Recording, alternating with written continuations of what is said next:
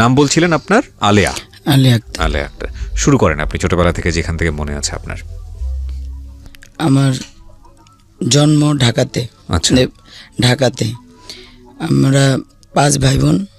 আমি যখন আমার বয়স যখন 2.5 বছর, তখন আমার আব্বা আম্মা আমাদের আর্থিক অবস্থার কারণে আমাকে আমার নানু বাড়িতে রেখে আসে। আর্থিক অবস্থার কারণে বলতে? আর্থিক অবস্থা দুর্বল হয়ে। বাবা কি করতো তখন? আমার বাবা রিক্সা চালাইতো।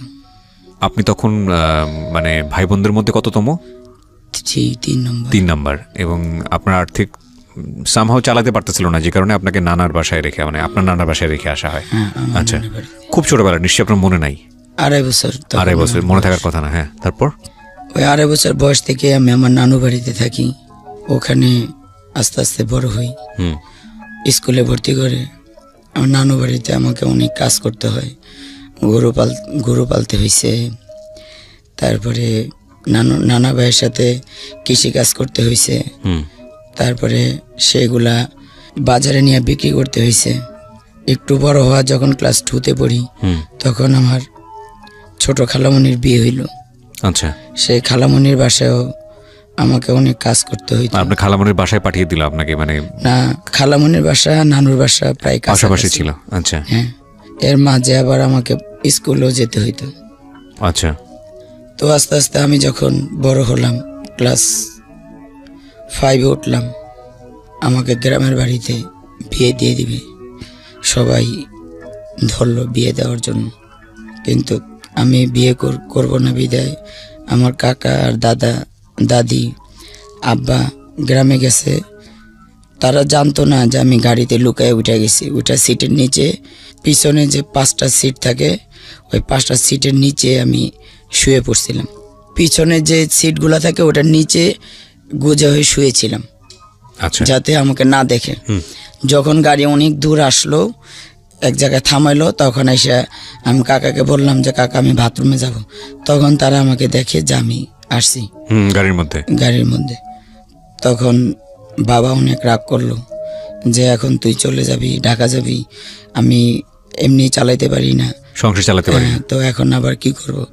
তখন আমি বললাম যে আমি ঢাকা গিয়ে মানুষের বাসায় কাজ করব, সমস্যা নেই, কিন্তু এই গ্রামে আমি থাকবো না, আমাকে এত ছোটবেলায় বিয়ে দিবে, আমি বিয়ে করব না। আর এখানেও আমার অনেক কষ্ট, আমার গরু পালতে হয়, এই সংসার দেখতে হয়, এখানে আমার অনেক কাজ করতে হয়, ও বাড়িতে কাজ করতে হয়। তো আমি আব্বাকে বললাম যে আমি এখানে থাকবোই না, চলে যাব। তা আব্বা আনবেই না। পরে আমার ছোট কাকা বলল যে আচ্ছা আগে ঢাকা যাক, যদি ওখানে ও না থাকতে পারে বা কিছু না হয় তখন আমরা আবার দেখবো নি, পরে লাগলে নিয়ে আসবো। এখন তো গাড়ি অনেক দূর চলে আসছে, তো ঢাকা চলে যাই। আচ্ছা। তো ঢাকা চলে আসলাম। আসার পরে আম্মা রাগ করলো যে চলে আসছো, আমার আব্বা আম্মার ওইখানে তো কেউ নাই, ওদেরকে দেখবে, আমার বোনটারও বিয়ে হয়ে গেছে, তো তুই চলে আসলি। আমি বললাম যে আমি ওইখানে থাকবো না, ওইখানে থাকলে খালি বিয়ের কথা বলে। তো এইভাবে চলতেছে। পরে আমি ওই যে চাদরে ফুল উঠে না, জি, চাদরে ফুল উঠাতাম কখনো, ওই ঢাকাতে বসেই? হ্যাঁ, ঢাকাতে। আচ্ছা। চাদরে ফুল উঠিতাম। এগুলো কি আপনি শিখেছিলেন কারো কাছ থেকে, নাকি একা একাই যা পারতেন তাই করতেন? না, আমি গ্রামে ছোটবেলা থেকে হাতের কাজ পারতাম। আচ্ছা। তো ওখান থেকে ওনারা যাদের চাদর বা এই পাঞ্জাবি, তারা একবার একটু দেখাই দিছে যে এটা এইভাবে করতে হবে, এটা এখানে এই সুতা বসবে, এখানে এটা করতে হবে। তো ওভাবেই করে দিতাম। আচ্ছা। ওটা আমাকে একবার দেখাই দিলে আমি পারতাম যে এটা এভাবে করতে হবে। তো আমাদের বাসায় কারেন্ট থাকতো না, ছিল না, কুপি হারিকেনের আগুন দিয়ে রাত্রে 12টা 1টা পর্যন্ত অনেক কাজ করতাম। মাসে তখন ভালো টাকার কাজ করতাম, 3000-4000 টাকার কাজ করতাম এই হাতের কাজ। তারপরে একজন বলল যে আড়ঙের কাজ আছে, অনেক দাম পাওয়া যায়, 1 সুতার কাজ, যদি তুই করতে পারিস তাহলে আমি আড়ং থেকে কাজ এনে দিব।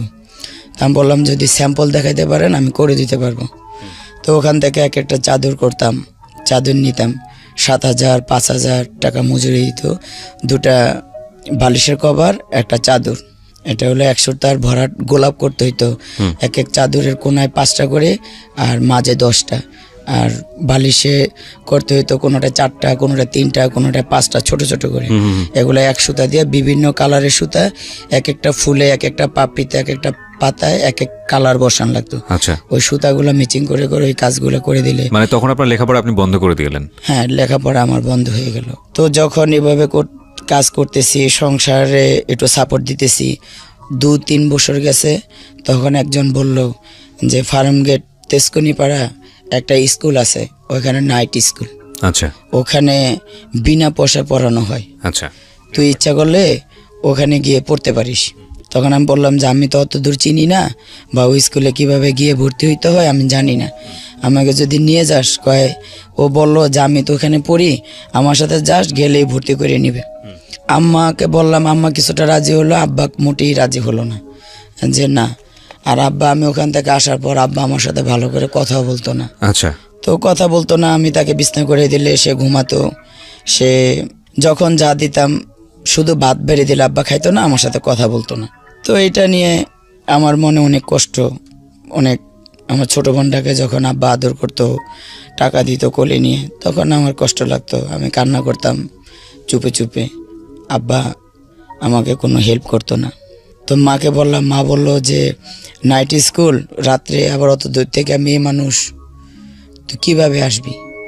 আমি বললাম যে আমার জন্য চিন্তা করা লাগবো না, আমি সন্ধ্যার সময় যাব, এখান দিয়ে পুরান এয়ারপোর্ট দিয়ে হাঁটতে হাঁটতে যাব, ওই মাথায় বের হয়ে ওইখান দিয়ে ভিতর দিয়ে ঢুকে নাখালপাড়া ঢুকে তেজকনিপাড়ায়, ওইখান দিয়ে ঢুকে আমি ক্লাস করে আসার সময় মেইন রোড দিয়ে আসবো, আগারগাঁও সারাপাড়ায় দিক দিয়ে হয়ে মেইন রোড দিয়ে আসবো, আপনি আমার জন্য চিন্তা করেন না। তো মা মেয়ে মানুষ দেখে অনেকটা ভয় পেল যে কি না কি হয়।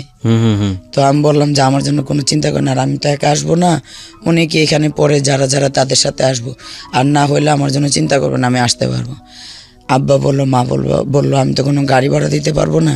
বলছে আমার কোনো গাড়ি ভাড়া লাগবে না, আমি হেঁটেই যাইতে পারবো, হেঁটেই আসতে পারবো। কোথা থেকে হেঁটে যাবেন? তখন বাসা ছিল কোথায়? বাসা মণিপুর ছিল। মণিপুর বলতে ওই যে এখন যে হার্ট ফাউন্ডেশন 2 নম্বর থানা, ওখান থেকে এই ফার্ম গেট পর্যন্ত হেঁটে আসতে হবে। হ্যাঁ, হেঁটে আসতে নাইট হবে। স্কুলে পড়াশোনা? Night school. জি। স্কুলটার নাম হলো UCP school, under people and children educational programs. এই স্কুলটা অনেক কষ্ট করে তাদের রাজি করে স্কুলে যাওয়া শুরু করলাম। এই হেঁটে যাই, হেঁটে আসি, ঝড়েও হেঁটে যাই, রৌদ্রেও হেঁটে যাই, যত বৃষ্টি ঝড় তুফান হোক হেঁটে যাই, হেঁটে আসি। এভাবে করতে করতে ওখান থেকে 6, 7, 8 পর্যন্ত পড়াশোনা করলাম। আচ্ছা। 8 পর্যন্ত পড়ার পরে এই মিরপুর যে জার্মান টেকনিক্যাল, ওর কাছাকাছি হলো ইউসুফ টেকনিক্যাল, ওখানে আনলো আমাদেরকে কাজ শেখানোর জন্য। আচ্ছা। ওখানে 2 বছর কাজ শেখায়। তো এখানে গার্মেন্টস আছে, মেয়েদের জন্য নিটিংস আছে, তারপর টেলারিং আছে, ইলেকট্রনিক্স আছে, কিন্তু আমি কাজ বেছে নিলাম ইলেকট্রনিক্স। ওখানে 2 বছর কাজ শিখলাম। কাজ শেখার পর আমাদের চাকরি হলো 2093 সালের 1993 সালের আগস্টের 1 তারিখে আমরা সিঙ্গার আচ্ছা জয়েন করছি। আচ্ছা। তো জয়েন করার পরে ওখানে চাকরি, আমার স্যালারি 10,000 টাকা হয় শুরুতেই। বাহ। 10,000 টাকা স্যালারি হয়। ওই যখন আমার চাকরি হয় তখন আমার খালু পাপা মারা যায়। খালু পাপা মানে? মানে আমার খালার হাজব্যান্ড আর কি। আচ্ছা। তো উনি মারা যায়। তো ওনার 6টা ছেলে মেয়ে রেখে গেছে। একটা ছেলে কিছুদিন পরে পানিতে মারা গেছে পরে, আর 5টা ছেলে মেয়ে। ওনার সংসারের হালও আমাকেই ধরতে হয়েছে। মানে আপনি নিজের সংসারের হাল ধরার পাশাপাশি আপনার ওই খালুর সংসারের হালও আপনি ধরেছেন? হ্যাঁ, খালু, কারণ খালাম্মাকে সাপোর্ট দেওয়ার মতন কেউই ছিল না। আমার নানারও তো ওরকম কোনো ইনকাম ছিল না, ওনার সাংসারিক যা আসতো তা দিয়ে তাদের চলতো। আমার মামাটা একটু বান্ডালি ছিল, তাদের দেখতো না। ও ঘরে একটা ভাই মারা যাওয়ার পরে খালাম্মার আরও 5টা ছেলে মেয়ে, তাদেরকেও কাউকে মাদ্রাসায়, কাউকে নোয়াখালী কোলান্দি হাই স্কুলে ভর্তি করে দিলাম। তাদেরকে পড়াশোনা করাই, বাবা মাকে চালাই, এদিকে নানা নানুকেও কিছু মাঝে মাসে হেল্প করি।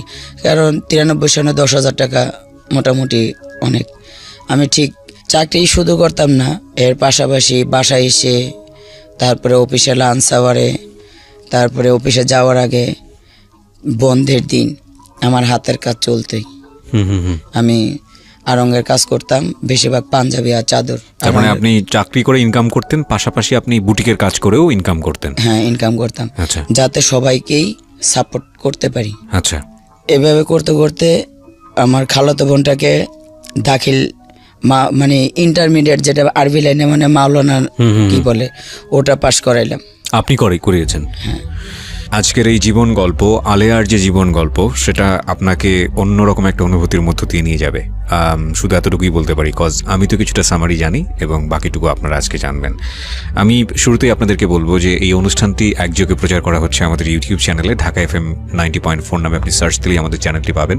বিনীতভাবে অনুরোধ হচ্ছে ওখানে গিয়ে আপনি সাবস্ক্রাইব করে নোটিফিকেশনটা অন করে নেবেন। এবং এই অনুষ্ঠানের ছোট্ট ভিডিও ফুটেজ সেটা থাকবে আমার পার্সোনাল ইউটিউব চ্যানেলে www.youtube.com/RJKibriya.FM। আমি আবারও বলছি www.youtube.com/RJKEBRIAFM।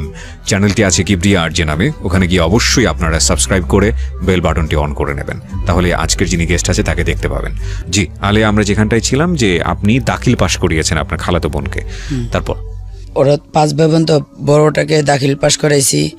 এর পাশাপাশি ওর যে ইমিডিয়েট ছোট ভাইটা, ওর সাথে সাথে সেও মানে আরবি লাইনেই ম্যাট্রিক পরীক্ষা দিয়েছে, কিন্তু পাশ করেনি, এক বিষয়ে ফেল করছে, অঙ্কেতে।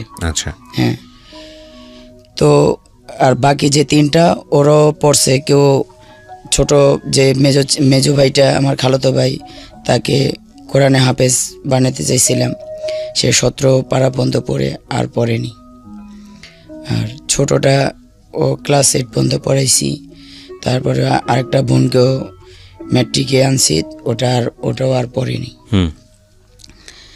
তো এভাবে করে তাদের এদিকে আমার যে ছোট ভাই বোন, আমার ছোট আরও এক ভাই এক বোন, জি, তাদেরকেও আমার যত সাপোর্ট দেওয়ার দরকার, মানে তাদের যত চাহিদা, কাপড় চোপড়, খাওয়া বা পড়ালেখার সাপোর্ট বা যেখানে যা, ওরা আমার ছোটো বোনটা সবসময় আমার কাছে বায়না করতো, আব্বা আম্মার কাছে তেমন বায়না করতো না।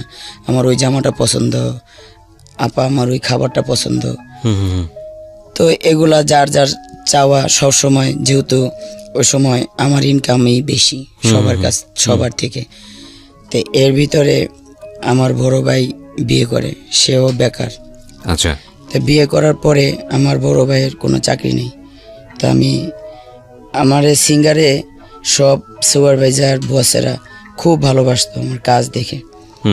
মানে আমার কাজে কখনই কোনো গাফিলাতি বা ফাঁকি ছিল না। আচ্ছা। আমি সবসময় ঠিক টাইমে পৌঁছাইতাম এবং চাকরি করতাম, ঠিক মতো মন দিয়ে কাজ করতাম, এজন্য সবাই আমাকে ভালোবাসতো। তো যখন আমার ভাই বেকার বিয়ে করলো, তখন আমি যখন এক বসকে ধরলাম যে স্যার আমার ভাইকে একটা চাকরি দেওয়া দরকার, আমার ভাইয়ের বিয়ে করছে, তার সংসার হয়েছে, তখন বললো যে ঠিক আছে, দিলখোসা বাণিজ্যিক এলাকায় সিঙ্গার হেড অফিসে পাঠিয়ে দিও, আমি ওর সাথে কথা বলবো। আচ্ছা। তো ভাইয়াকে ওইখানে ঠিকানা দিয়ে পাঠাইলাম। যাওয়ার পর ভাইয়ের চাকরি হলো ড্রাইভিং বিষয়ে। বেতন কত ধরছিল ওইটা আমার মনে নেই, কিন্তু ভাইয়া যাওয়ার পরই স্যার চাকরিটা দিয়ে দিল। ভাইয়াও একটা সাপোর্ট দেওয়া শুরু করলো আমাদের সংসারে। এভাবে করে যখন 96 সন আসলো, তখন আমি আমাদের প্রত্যেকই দিয়েই একটা প্রোডাকশন বোনাস ছিল কোম্পানির তরফ থেকে। তো ও বছরও আমি কোম্পানির প্রোডাকশন বোনাস, তারপরে আমার বেতন, তারপরে এমনি ঈদ বোনাস নিয়ে প্রায় 50,000 টাকা পাইছি। 50,000 টাকা পাইছি। যখন ওখান দিয়ে আসতেছিলাম হামায়তপুর বাস স্ট্যান্ডে আসার সময় আমি বড় ধরনের একটা অ্যাক্সিডেন্ট হই। সেই অ্যাক্সিডেন্টে প্রথমে ভেবিতে মারার পরে আমার উপর দিয়ে, কোমরের উপর দিয়ে আমার গাড়ি উঠে যায়। উঠে গেলে আমার কোমরের 4টা হাঁটি ভেঙে যায় এবং আমার হাত কেটে যায়। গ্লাস ব্যাংকের গাড়ি ছিল, তো আমার হাতে 19টা সেলাই পড়ে। আচ্ছা আচ্ছা। তখন এত পরিমাণ ব্লাড হইতেছিল সবাই বলতেছিল যে আমি আর বাঁচবই না। সবাই যখন একদম হলো তখন আমাকে ভেবিতে করে নিয়ে আসলো পঙ্গু হসপিটাল। তো ওখানে যাওয়ার পরে ডাক্তাররা আমাকে দেখলো, দেখার পরে প্রথমে আমার এই হাতটা সেলাই করলো, 19টা সেলাই পড়ছে আমার হাতে। তো ওনারা এক হাতে আমার অনেক ব্লাড চলে গেছিলো, এক হাতে স্লাইন আর এক হাতে ব্লাড কালেকশন করলো। আমার ব্লাড গ্রুপ বি পজিটিভ, পরে ব্লাড দেওয়া শুরু করলো। তো প্রায় 16-17 ঘন্টা পার হয়ে গেল, কিন্তু আমার ইউরিনের পরিবর্তে শুধু ব্লাডই আসতেছিল। তো ডাক্তাররা বলল যে যদি এভাবে ব্লাডই আসতে থাকে, 24 ঘন্টার ভিতরে যদি ওনার ব্লাড না বন্ধ হয়, শুধু ইউরিন পাস না হয়, শুধু ব্লাড যেতে থাকে, তাহলে ওনাকে আমাদের কোনোভাবেই বাঁচানো সম্ভব না। আর আমি এমনভাবেই অ্যাক্সিডেন্ট হয়েছিলাম, আমার মুখের কি আকৃতি কোনো দেখার কোনো কায়দা ছিল না। আমার মুখে কোনো চামড়া ছিল না, ভুরু ছিল না, নাক ফেটে গেছিল, এই যে কপাল ফেটে গেছে, আমার সব মানে একদম বিকট চেহারা হয়ে গেছিল। তো ডাক্তাররা সবাই বলতেছে যদি ওনার ব্লাড বন্ধ না করা যায়। তো পরের দিন আমার যে বস ছিল মির্জা মোহাম্মদ মুহিউদ্দিন, আমার ওনারই মানে ফ্রেন্ড ডাক্তার ছিল, উনি আবার পঙ্গু হসপিটালের অনেক বড় ডাক্তার। তো ওনার সাথে আমার সে বসে যে ওনার সাথে বসে আমার জন্য বোর্ড মিটিং বসে আমাকে ট্রিটমেন্ট দেয়। 21 ঘন্টা পরে আমার ব্লাডের পরিবর্তে অল্প অল্প করে ব্লাডের সাথে ইউরিন আসা শুরু করলো। মানে ব্লাডের পরিমাণ কমতেছে, ইউরিন পরিমাণ আস্তে আস্তে বাড়তেছে। কি যেন একটা ইঞ্জেকশন দিছে ওটার পরে। তো এভাবে করতে করতে আমার প্রায় ডাক্তাররা বলল সব টেস্ট করে যে আমি কখনো আর হাঁটতে পারবো না। এভাবেই যদি কখনো আল্লাহ চান তো জোড়া হয়, না হইলে আর না। তো আমার চিকিৎসা কি, আমার তো এখানে তো কোনো কোমরে তো কোনো ব্যান্ডেজ নাই, কোনো কিছু করা যাবে না। আমার চিকিৎসাটা কি, মেডিসিন খেতে হবে আর একদম বিছানায় শুয়ে থাকতে হবে সোজা হয়ে, একদম নড়াচড়া করা যাবে না। যদি এভাবে শুয়ে থাকা যায়, কোনো এক সময় হয়তো বা এটা জয়েন নেওয়া যাইতে পারে। তো এইভাবে করতে করতে প্রায় 2-2.5 বছর হয়ে গেল আমি বিছানায় শুয়ে আছি। মানে আপনি যে ইনকামের মানুষ, যার আয় দিয়ে খালার সংসার, আপনাদের সংসার চলতো, সেই মানুষ এরকম বিছানায় পড়া? হ্যাঁ, বিছানায় পড়া না, আমার স্যালারি আসতো। স্যালারি দিত? হ্যাঁ, আমার মান্থলি স্যালারিটা বাসায় পৌঁছাই দিত। বাহ, খুব ভালো সংবাদ। হ্যাঁ, তারপর? হ্যাঁ, প্রত্যেক মাসেই, কারণ আমি তো কোথাও বেড়াইতে গিয়ে আমার অ্যাক্সিডেন্টটা হয়নি, অফিসের কাজে হয়েছে। অফিসে থেকে ফেরার সময় অফিসের সামনেই আমি অ্যাক্সিডেন্টটা হয়েছি। আচ্ছা, এজন্য অফিস বিয়ার করতে, অফিস বেয়ার করছে আমার। অনেক অফিস থেকেও আমাকে কিছু খরচ দিছে আমার ট্রিটমেন্টের, প্লাস যে আমাদের যে কলিগরা ছিল ওরাও প্রতি মাসে মাসে কিছু একটা ওরা উঠাইতো, প্রত্যেকেই কিছু চাঁদা উঠে আমাকে আমার ভাইয়ের হাতে দিয়ে যেত। আচ্ছা, এভাবে করে আমাকে হসপিটালে রাখলো, পঙ্গু হসপিটালে রাখলো প্রায় 3 মাস 3.5 মাস রাখলো। রাখার পরে ওনারা বললো যে এখানে বেড ভাড়া দিয়ে এত কিছু করে কোনো লাভ নেই, আপনারা ওকে বাসায় নিয়ে যান। তো বাসায় অ্যাম্বুলেন্সে করে আমাকে বাসায় নিয়ে আসলো। আপনি কি বিছানায় একদম একেবারেই শোয়া থাকতেন, কোনো প্রকার নড়াচড়া কিচ্ছু করতে পারতেন না? না, আমাকে বেডে কেউ যদি আমাকে পায়খানা প্রস্রাব করাইতো তাহলে আমি করতে পারতাম, না হলে করতে পারতাম না। মানে কেউ কারো স্বর্ণাপন্ন না হলে আমি 1 গ্লাস পানি ধরেও খেতে পারতাম না। মাই গুডনেস, 2-2.5 বছর এইভাবে? হ্যাঁ, যখন আমি আমার গ্লাসে যখন প্রথম আমার চেহারা দেখি, তখন আমি খুব জোরে একটা চিৎকার মারি যে আমাকে নিজেই চিনতে পারি না, কারণ আমার মুখে তো কোনো মাংস নেই, ভুরুগুলো কেটে গেছে, নাক ফেটে গেছে, কোনো কিছু চিনতে পারছি না। যখন প্রথম গ্লাসে দেখি, যখন বাড়িতে নিয়ে আসলো, তো আমাকে এইভাবেই আমার যে বড় ভাই বিয়ে করছে তার বউ আমাকে সবসময়, সেই আমার বেশি সেবা করছে, আমার মায়ের থেকেও বেশি সে সেবা করছে, কারণ তার রুমেই রাখছে, তার রুমেই শোয়াইছে, এবং ভাই এক পাশে শুইতো, ভাবি আরেক পাশে শুইতো, আমাকে তার খাটের মাঝখানে শোয়াইছে। আহা, ভাইয়া ভাবি সব সময় মানে খাওয়াই দেওয়া, আমার শরীর মোছাই দেওয়া, আমার পায়খানা প্রস্রাব করা, আমার জামা কাপড় চেঞ্জ করে দেওয়া। জামা কাপড় তো পরাইতো না, আমাকে একটা চাদর দিয়ে আবরণ দিয়ে রাখতো। হুম, তো আমাকে তো ওইগুলো পরাইতে পারতো না, কীভাবে পরাবে? আমি তো বেডেই শোয়া, পায়খানা প্রস্রাব করান লাগতো, এই জন্য কোনো কাপড় পরাইতো না, চাদর দিয়ে ঢেকে রাখতো। তো এবার কথা 2-2.5 বছর পরে মাঝে মাঝে নিয়ে যেত, অ্যাম্বুলেন্সে করে পঙ্গুতে নিয়ে যেত টেস্ট করানোর জন্য। ডাক্তাররা বলতো যে হ্যাঁ কিছুটা ইমপ্রুভ হচ্ছে, কিছুটা ইমপ্রুভ হচ্ছে। আচ্ছা, হ্যাঁ, আমরা আশাবাদী যে ঠিক হয়ে যাবে, আমরা আশাবাদী যে ঠিক হয়ে যাবে।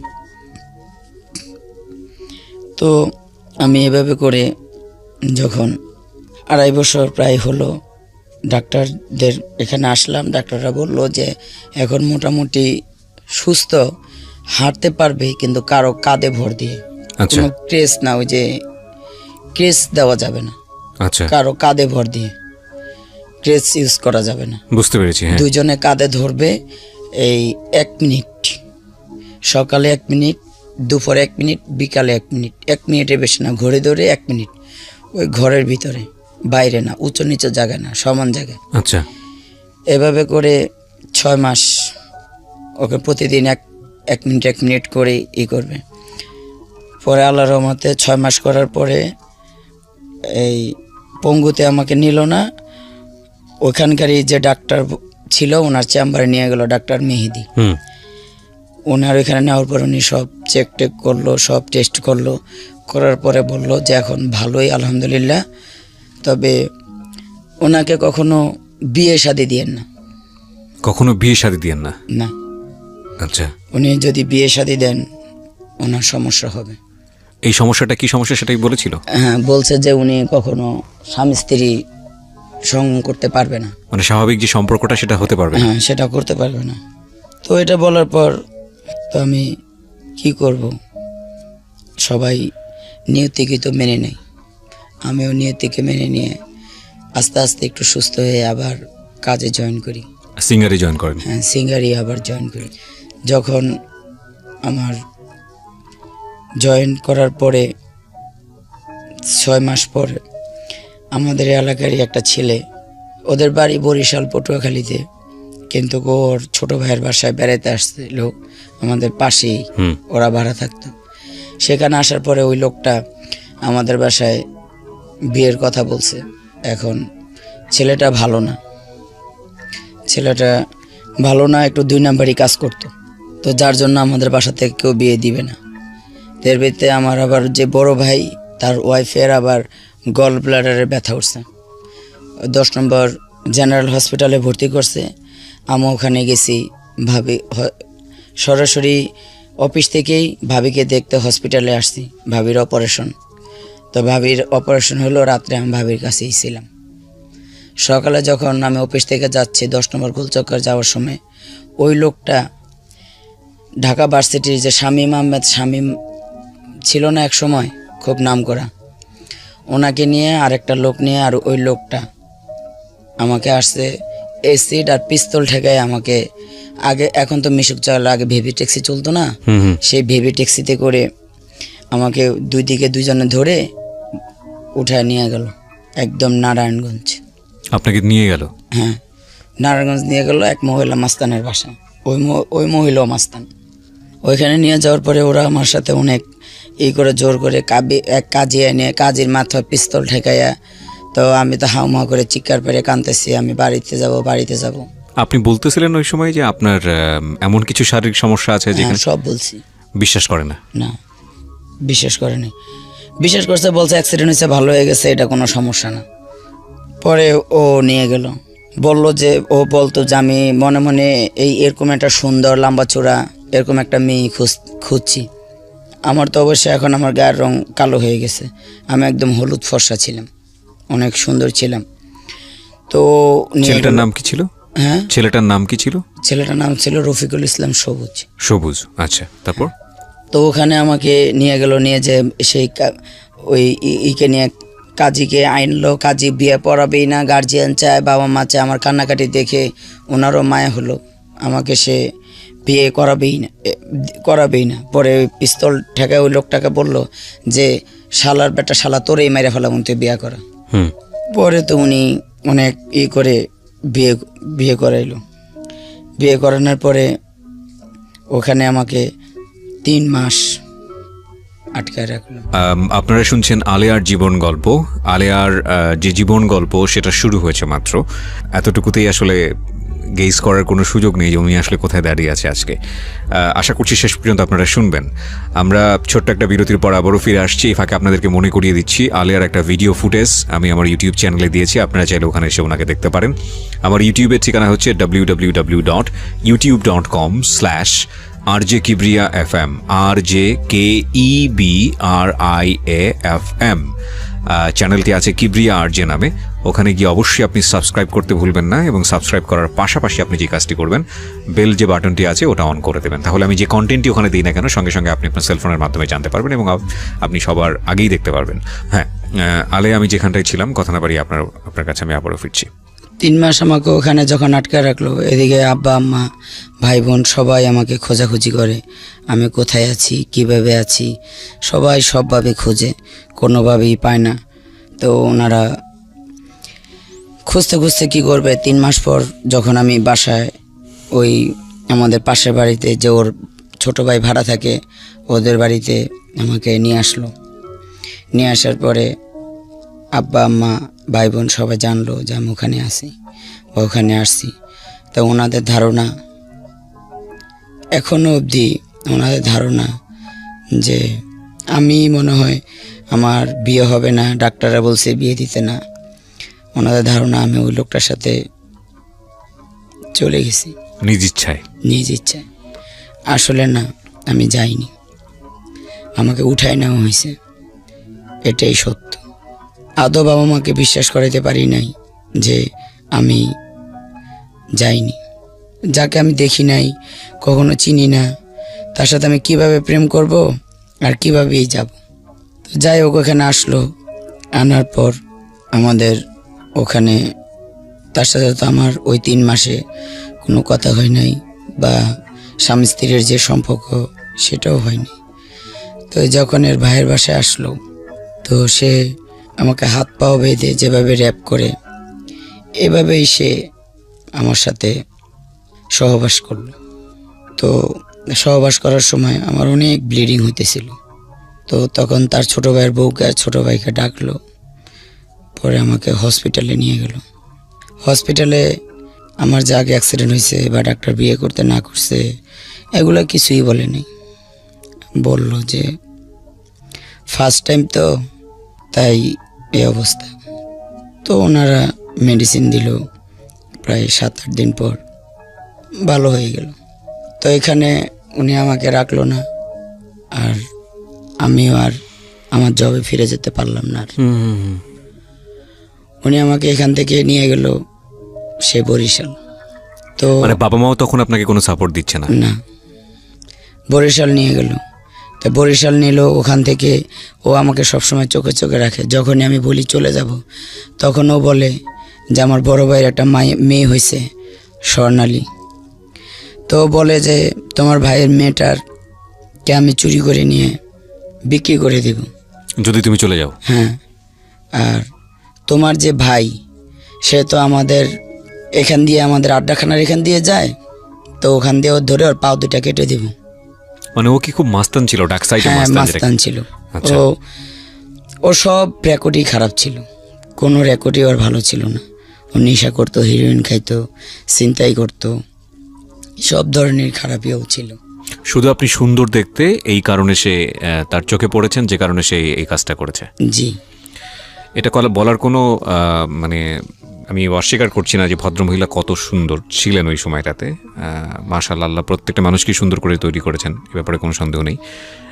আপনি আমার 8 মাস আগের পিক দেখলে এখন চিনবেন না।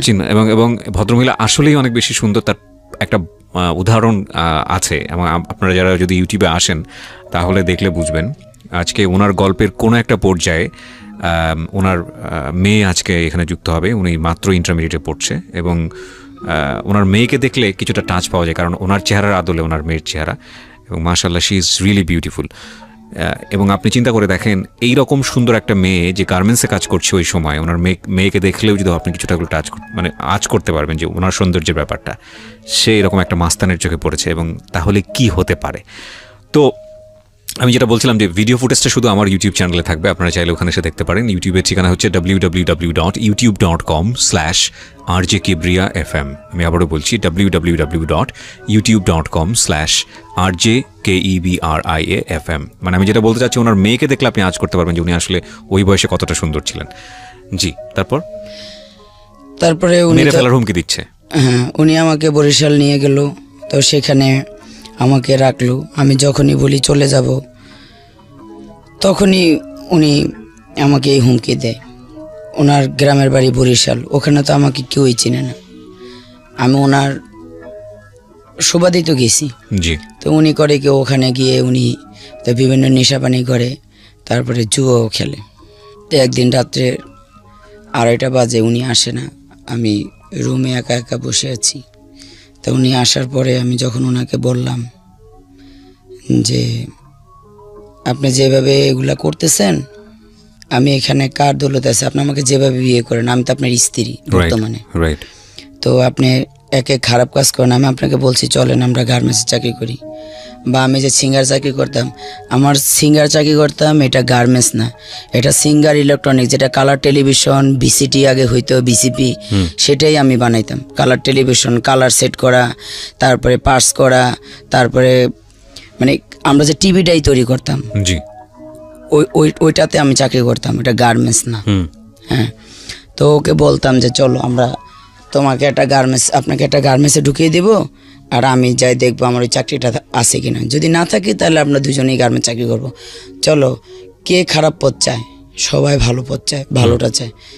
তো এইভাবে করে উনি কোনোভাবেই বুঝতো না। তো একদিন রাত্রে এরকম 2:30-3টা বাজে, আমার কাছে অনেক অস্থির লাগতেছিল। তো যখন অস্থির লাগতেছিল আমি বসেছিলাম। তো আমার যে কেমন লাগতেছিল আমি বলতে পারতেছিলাম না। যখন উনি আসলো, ওনাকে আমি একটু রাগ হয়ে বললাম যে আপনার এখানে আসছি, সবাই ঘুমিয়ে আসছে, আমি আপনার জন্য বসে আসছি, আমার শরীরটাও ভালো লাগতেছে না। কেন লাগতেছে না আমি বলতে পারতেছি না, আমি আর শরীর অনেক খারাপ। তো ওনাকে এরকম 2-3 বার যে আপনার তাস খেলেন, এটা করেন, জুয়া খেলেন, অথচ আপনার স্ত্রীর সম্পর্কে আপনার কোনো খবর নেন, এইভাবে কি আপনি রাতের পর রাত।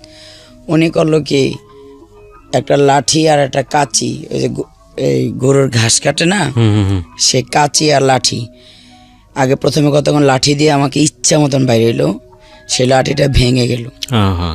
ভেঙে যাওয়ার পরে ওনার হাতের কাছে একটা কাঁচি পেয়েছে টেবিলের উপরে, মনে হয় আমার ভাসুর বা কেউ গরুর ঘাস কেটে এনে ওইখানে রাখছে। সে ওইটা দিয়ে আমাকে পিটানো শুরু করলো। এমনভাবে পিটাইতেছে, পাশের রুম থেকে পাশের অন্য চাচা শ্বশুর, চাচা দেবররা, তারা ঘুম ভেঙে দরজা বাড়িতেছিল, কি হয়েছে রে, কি হয়েছে। তো উনি আমাকে এমনভাবে মারলো, আমার পুরা শরীর দিয়ে ওই কাচির যে আল ধারগুলো আমার পিঠে, শরীরে, ঘাড়ে, মুখে, হাতের বিভিন্ন জায়গায় লেগে কেটে রক্ত ছিঁড়ছিড় করে পড়তেছিল। তো আমার বড় ভাসুরের ওয়াইফ আসলো, ভাসুর আসলো, এসে এরে দৌড়ান দিল, বের হয়ে গেল। পরে আমাকে বিভিন্ন জায়গায় মলম টলম দিয়ে এগুলো ভালো করলো।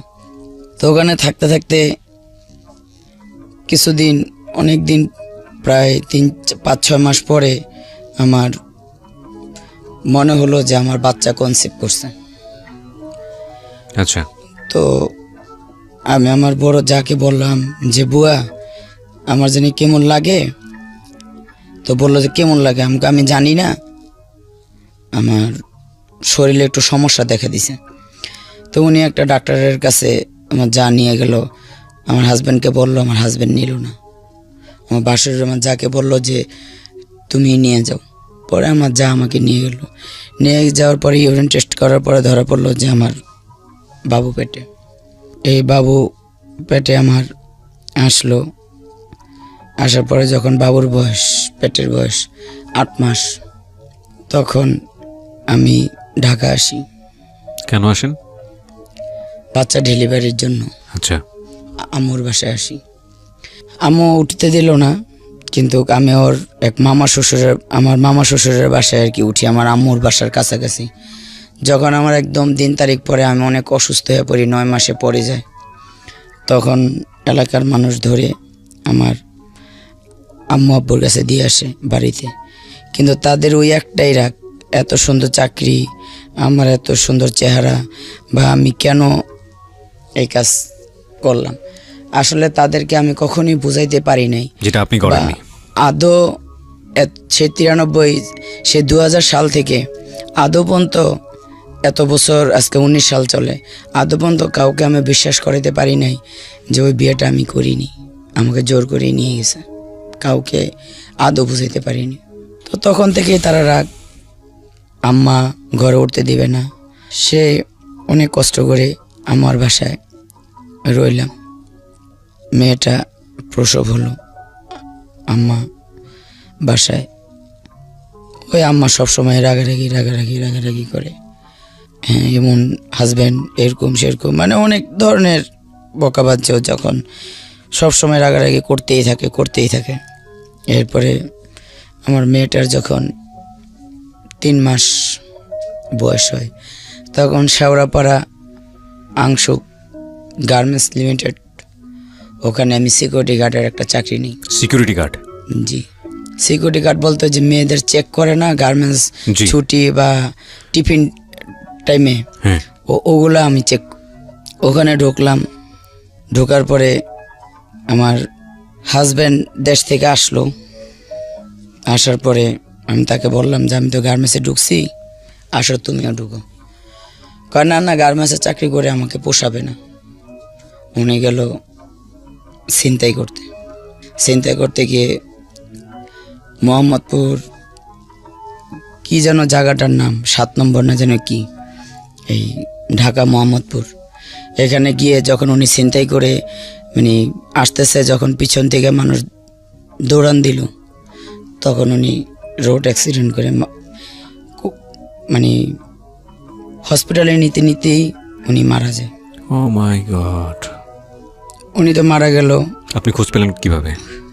ওনার লগে যে উনি যে ছিনতাই করতো, উনি বাইক দিয়ে ছিনতাই করতো, বাইক অ্যাক্সিডেন্ট করছে, উনি মারা গেছে। ওনার পিছনে যে দুজন ছিল, একজন আহত বেশি হয়েছে, পাও ভেঙে গেছিল, আর হাতের কোনো মানে ভেঙে গেছিল। আরেকজন শুধু ওই আচর খেয়েছে, মানে কাটে কুটে গেছে। সুস্থভাবে উনি বাসায় চলে আসছিল, ফলে উনি পুলিশের হাতে ধরা পড়ে নাই। পুলিশের হাতে ধরা পড়ছে যে ওই যে পা ভাঙছে, হাত ভাঙছে, আর এ তো আস্তে আস্তেই স্পটেড মারা গেছে। হ্যাঁ, তো কি করব, লাশ নেওয়া বা যে ফর্মালিটিস? লাশ না, আমি লাশ আনতে যাইনি। মিথ্যা কথা বলে তো লাভ নেই, আমার গার্মেন্টসের চাকরিটা চলে যাবে। গার্মেন্টসে জানেন একদিন অ্যাবসেন্ট করলে চাকরি থাকে না। আমি যাইনি। আমার ভাসুর গ্রাম থেকে আসছে, উনি আর্মিতে চাকরি করতো। উনি আসছে, ওনারা লাশ নিয়ে যা করার এখানে মানে থানা থেকে ছাড়ানো, যা করা, হসপিটাল থেকে নেওয়া, তারপরে আমার ওই দেবরের বাসায় নিয়ে আসলো। আসার পরে আমি এখান থেকে দেখছি, আমি বরিশাল যাইনি, এখান থেকেই আমি বিদায় নিছি। তো আমার মেয়েকে নিয়ে চাকরি করতেছিলাম। খারাপ লাগতো না? মিস করতেন না? না, আসলে আমি তাকে তেমন করে কখনোই মিস করিনি, সত্যি কথা যেটা। তাকে আমার কখনোই এসব কাজ করতো, নেশা খাইতো, আর সে যে আমার স্বামী ছিল বা আমি তার স্ত্রী ছিলাম, তারও তেরকম কোনো ফিলিং ছিল না, আমারও তেরকম কোনো ফিলিং ছিল না। হয়তো অনেকের মনে আপনারা এই গল্পটা শুনতে মনে প্রশ্ন আসতে পারে যে ফিলিংস যদি না থাকে তাহলে বাচ্চা কিভাবে আসলো। আসলে বাচ্চা আসাটা বাচ্চা আসার জন্য ফিলিংস লাগে না, এটা যারা বাচ্চার বাবা হয়েছেন বা যারা সংসার করেন তারা এটা জানেন। এটা নিয়ে আসলে বলে লাভ নেই। হ্যাঁ, বলেন। তো আমি যখন চাকরি করতেছিলাম, তো আম্মা কন্টিনিউয়াসলি ঘরে রাগারাগি করতো, মেয়ে রাখতে পারবে না, মেয়ে পালতে পারবে না। তো একদিন আমি আমার যে জায়গায় চাকরি করতাম, সে জিএম স্যারকে আমি যারে গিয়ে বললাম যে স্যার, আমার তো একটা ছোট বাবু আছে, আর আমার এখানে তো হার্ট কোনো কাজ নেই, যদি আপনি অনুমতি দেন তাহলে আমি আমার বাচ্চাটাকে নিয়ে আসবো। যখন আমি চেক করব, আমার বাচ্চাটা আমি টেবিলের উপর শোয়া রাখবো বা পাশে বসায় রাখবো, আমি আপনার চেক ভালোভাবেই করবো, এখন যেভাবে করি আমি তখনও সেভাবেই করব। তো উনি বললো যে ঠিক আছে এনে দেখো, যদি কান্নাকাটি না করে। আপনার এই মেয়েটাই কি সেই মেয়ে যে এই আজকে এখানে মেয়েটাই সেই মেয়ে। যে এসছে আপনার সঙ্গে? জি। ও যুক্ত হবে আমাদের অনুষ্ঠানের কোনো একটা পর্যায়ে, এবং ওর একটা ভিডিও ফুটেজ আমি আমার ইউটিউব চ্যানেলে দিয়ে দিয়েছি। ও কি জানে আপনি যে গল্পটা এখন পর্যন্ত যতগুলো গল্প এখানে বলেছেন আপনার অতীত জীবন নিয়ে, ওকে জানে এগুলো? কত % জানে? ওর আব্বু এভাবে আসলে মেয়েটাকে কখনো আমি বলিনি, মানে এভাবে রাগ হয়ে কখনো বলছি তোর বাপে খারাপ কাজ করছে, তো হয়তো ওর সাথে রাগারাগি হয়ে যায় এই কারণে বলছেন ওর মেয়ে কত ভালো হবে, এগুলো বলে মারা সাধারণত এগুলো বলে, কিন্তু স্টোরিটা কখনো বলেননি, ঘটনা কি ছিল, কিভাবে বিয়ে শাদী হলো। মানে এরকম করে মেয়েকে বসিয়ে ওর বাবা নাই এগুলা জানে, বা ওর বাবা আর ছেলের বাবা আলাদা এটা জানে, কিন্তু ওর বাবা কিভাবে মারা গেছে, কিভাবে আপনাকে বিয়ে করেছে, কি হয়েছে ঘটনা, এগুলো এত বিস্তারিত জানতো না। সেই জন্যই বোধহয় জীবন গল্প অনন্য।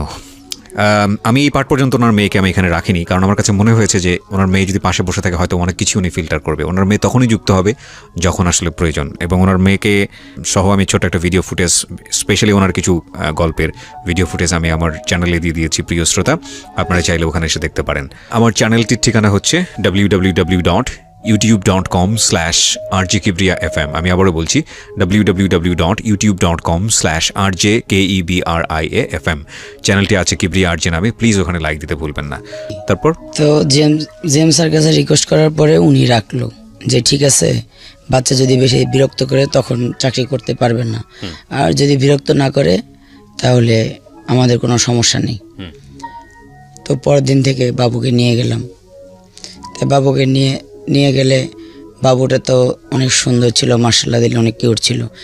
ও দেখা যেত যখন আমি চেকের টাইম হইতো তখন অন্য সিকিউরিটি বা অন্য ছেলেরা ওকে কোলে নিয়ে বাইরে নিয়ে যেত।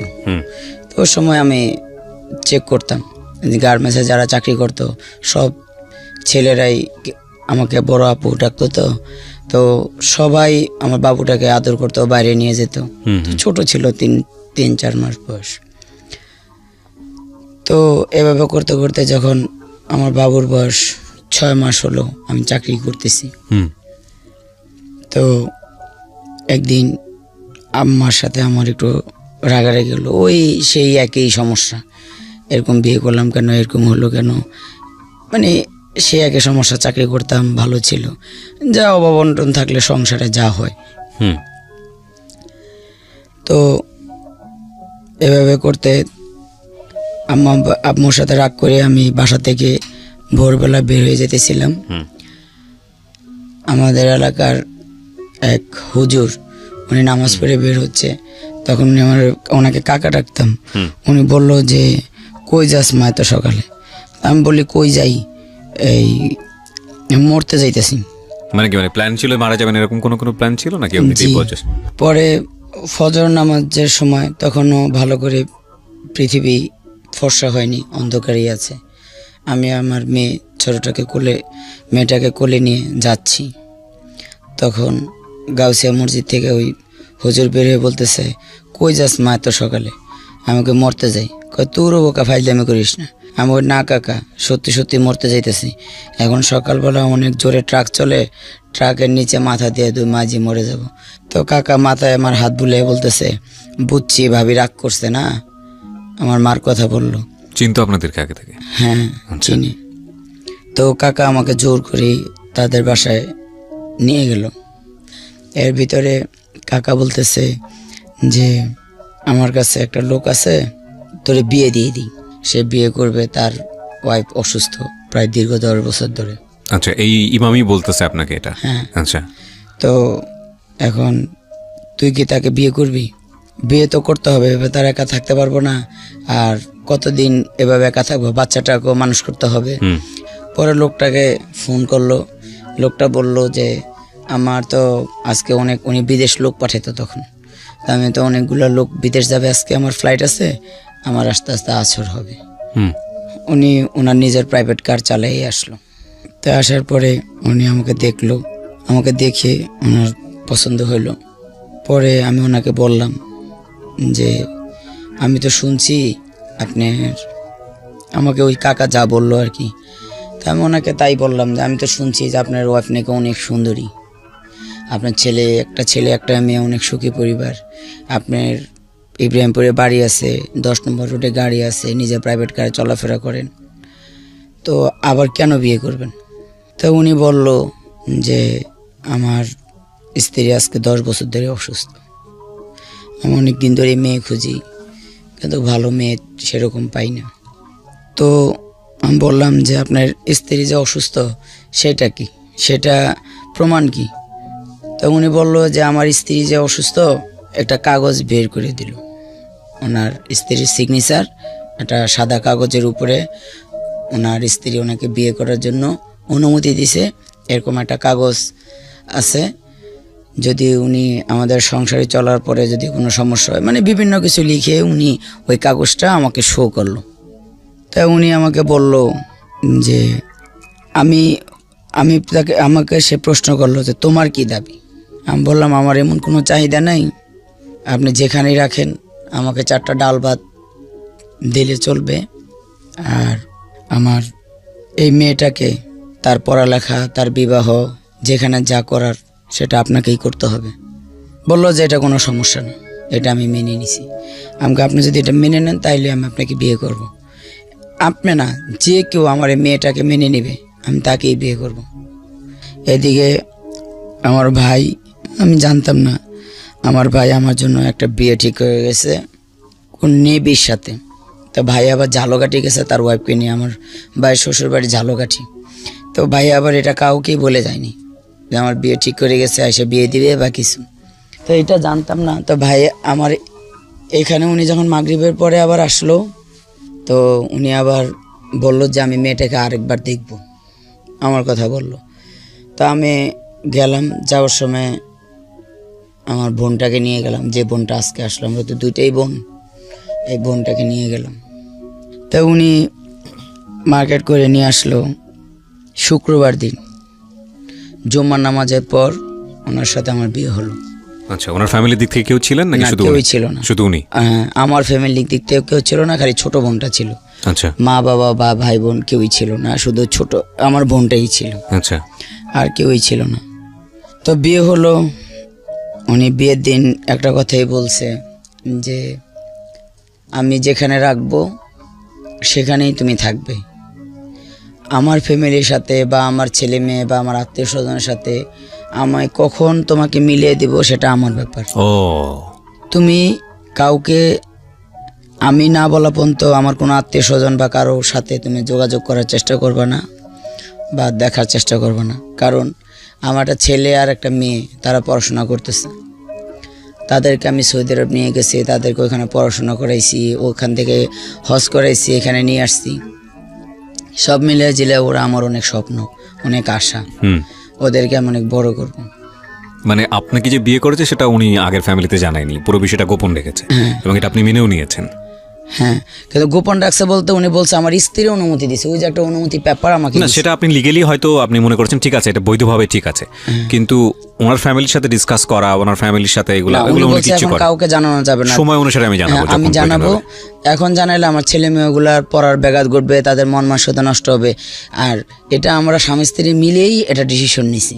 আচ্ছা আমার স্ত্রী বলছে এখন কাউকে জানানোর দরকার নেই, আচ্ছা। যখন জানাতে হবে আমি নিজেই জানাবো। মানে আপনি যে ঘটনাটা বললেন, বিয়ের যে ঘটনাটা, মানে সেকেন্ড জিপি হাসানুল্লাহ সাহেবকে বিয়ের যে ঘটনাটা, এটা কি আপনার মেয়ে জানে যে যে ঘটনা যেভাবে বিয়েটা হয়েছিল? এমনি জানে যে ওই যে মাঝে মাঝে যে আমার হাজবেন্ডকে বকাবকি করতাম, রাগারাগি কিন্তু করতাম। গল্প কখনো তাকে বলা হয় না। না, এভাবে আমি চাচ্ছি আপনার মেয়ে এখন আপনার পাশে বসুক, তার কাছ থেকে আমার কিছু জানার আছে প্রয়োজন অনুসারে, আপনার যদি কোনো আপত্তি না থাকে। না, কোনো আপত্তি নেই, কোনো আপত্তি এমনি তো একটু জেট মোটামুটি, মানে ওই যে আমার হাজবেন্ডের সাথে যখন রাগ করতাম, মানে অনেক পরে এসে তো। ঠিক আছে, তাহলে মানে আপনার যদি কোনো আপত্তি না থাকে, আপনার বলতে যদি কোনো সংকীর্ণতা বোধ না করেন, তাহলে আপনার মেয়েকে আমি নিয়ে আসতে চাই স্টেজে। না, ওকে, সমস্যা নেই। ঠিক আছে। তো আপনি যে গল্পটা বলছিলেন, সেটা হলো যে সেখানে আমি যাওয়ার আগে ওকে একটু পরিচয় করাই দিই। আপনার নামটা বলেন একটু প্রথমে প্লিজ। আমার নাম জানাতারা বর্ষা। জানাতারা বর্ষা। বর্ষা এখন কি করছেন, মানে পড়াশোনা বা কোনো কিছু? হ্যাঁ, পড়াশোনা করতেছি। কিসে পড়ছেন? ইন্টারে পরীক্ষা দিলাম, আর হচ্ছে নার্সিং এ পড়তেছি। নার্সিং এ পড়ছেন, ওকে। আপনার মার যে জীবন গল্প এখন পর্যন্ত যতটুকু গেছে, ততটুকু আপনি অনেক কিছুই জানেন না আপনার মার কথা অনুযায়ী। এখন থেকে ততটুকু আপনি অনেক কিছুই জানেন না যেটা আপনি জানবেন, এবং আপনাকে আমার কিছু কিছু বিষয়ে জিজ্ঞাসা করার আছে বা প্রয়োজনে আপনার সাপোর্টও লাগবে। সো আপনার এতে কোনো আপত্তি নাই তো? না। ওকে, ফাইন, ঠিক আছে। আপনি বলেন, আপনি যেখানে বলছিলেন যে বিয়ে শাদী করলো হাসানুল্লাহ সাহেব আপনাকে, এরকম শুক্রবার দিন আমার বিয়ে হলো। শুক্রবার দিন বিয়ে হলো, তারপর কি হলো? শুক্রবারে জুমার নামাজ পড়ে আমার বিয়ে হলো। তারপরে যে আমার যে কাজী সাহেব ছিল আর যে হুজুর ওই যে কাকা ছিল, ওনাকে বললো কি যে আমাকে একটা কোরআন শরীফ দেন। কে বললো এটা? আমার হাজবেন্ড মোহাম্মদ আহসানুল্লাহ, আমাকে একটা কোরআন শরীফ দেন। তা আমি বললাম, তো উনি হুজুরে আর কাজী সাহেব ওনাকে কোরআন শরীফটা দিল, উনি কোরআন শরীফটা সামনে রাখলো। কাজী সাহেবের হাতের উপরে কোরআন শরীফটা আর আমার হাজব্যান্ডের উপরে কোরআন শরীফ, আমার বোন সামনে বসা, আরও যারা ছিল তারা সামনে বসা। তো উনি কোরআন শরীফে হাত দিয়ে বলল যে তুমিও হাত দাও। তা আমার এক হাত উপরে, ওনারও এক হাত উপরে।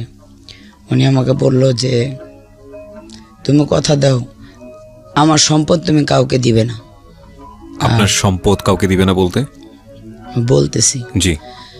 আমার সম্পদ তুমি কাউকে দিবে না। উনি আর উনি বলল আমি তোমাকে জীবনে কোনো দিন ছাইরা যাব না। কথা দিল কোরআন শরীফে হাত রেখে? হ্যাঁ, কোরআন শরীফে হাত রেখে। আমি বললাম ওনাকে যে আপনি তো আমাকে শুনছি আপনার অনেক বাড়ি আছে, গাড়ি আছে, টাকা পয়সা আছে, আপনার স্বর্ণ অলঙ্কার আছে, কিন্তু আপনি তো আমাকে 4 আনা ওজনের একটা চেন দিছেন, তা আমাকে তো আর কিছু দেন নেই।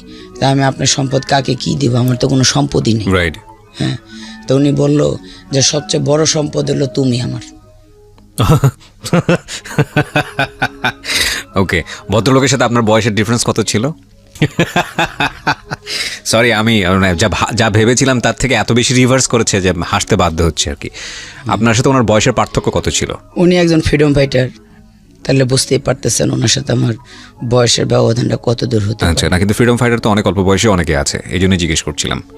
ওনার এখন 65 রানিং, আমার 42। তার মানে 20-এর অধিক গ্যাপ। তারপর যখন উনি বলল যে তুমি আমার সবচেয়ে বড় সম্পদ, জি, তুমি অনেক সুন্দরী, তোমাকে যে কেউ আমার ফ্রেন্ড সার্কেল বা যে কেউ দেখে তোমার, না বিয়ের আগে সে মোটামুটি একটা আতঙ্কে আছে আর কি, যেটা সেই যে একটা ওয়াদা করে নিল আর কি। হ্যাঁ হ্যাঁ, ও আদা করে নিল। তারপরে মনে করেন উনি আমাকে যখন বলল, তা আমি বললাম যে আচ্ছা ঠিক আছে। আমি ওনার সাথে কত সালে বিয়ে করলেন মনে আছে? 2000 সালে। 2001-এ। মানে আজ থেকে 18-19 বছর আগের গল্প। হ্যাঁ, উনি ওনার বাসায় চলে যায়, আমি আর আমার বোন আর মেয়ে আমার আম্মুর বাসায় চলে আসি। আচ্ছা, চলে আসার পরে ওনার যে গাড়ি চালায় যে ড্রাইভার, আমার হাজবেন্ডের যে মিরপুর রোডে গাড়ি চলতো, জি, এই 12 নম্বর টু মাজার, গুলিস্তান যে মাজার, ওখানে যে গাড়ি চলতো, এই গাড়িটা যে চালাইতো ওনার ওয়াইফ আমার সম্পর্কে বান্ধবী হয় এক ধরনের। আচ্ছা আচ্ছা। তো ওই বান্ধবীর বাসায় আমার হাজবেন্ড প্রায় আসতো যাইতো ওই ড্রাইভারের কারণে। তো যখন সেদিন আমি যাই তার বাসায়, আমি মাগরিবের আজান হয়, আমি তার বাসায় যাই, আমার ওই বান্ধবীর বাসায় গিয়ে আমি দেখি আমার বান্ধবী ওন্না ছাড়া বসে আছে। আমাকে দেখে আমার বান্ধবী ওন্না টান দিল। ঠিক তাৎক্ষণিকভাবে আমি তাকে কিছু বললাম না, কিন্তু সেটা আমার মেমোরিতে অনেক লাগছে। আপনার হাজবেন্ড ছিল ওখানে? হ্যাঁ। আপনার হাজবেন্ড ওখানে আছে আপনি জানলেন? জেনে গিয়েছিলেন নাকি? না না, এমনিতেই গিয়েছিলেন? আমি এমনিতেই গেছি। বাসায় ভালো লাগতেছিল না, হুট করে কি করলাম, মানে আপসেট মনে হচ্ছিল, তাই ওই বান্ধবীর বাসায় গেছি ওনার সব মানে কথা বলার জন্য যে কেমনি কি। তো যাই এটা দেখে চলে আসলাম। তারপরে উনি আমাকে বললো যে চলো আমরা অনেক জায়গায় হোটেল আছে, যে আমি না হোটেলে যাব না, আপনি একটা বাসা ভাড়া করেন। তো বললো যে আচ্ছা ঠিক আছে, বাসা ভাড়া করো, বাসা দেখো। তো উনি কিছুক্ষণ পরে কথাটা বলে উনি চলে গেল। বললো যে কালকে আমি 11টা-12টার দিকে আসবো 10 নম্বর অমুক জায়গায়, তুমি ওখানে আসলে ওইখানে বাসা দেখব।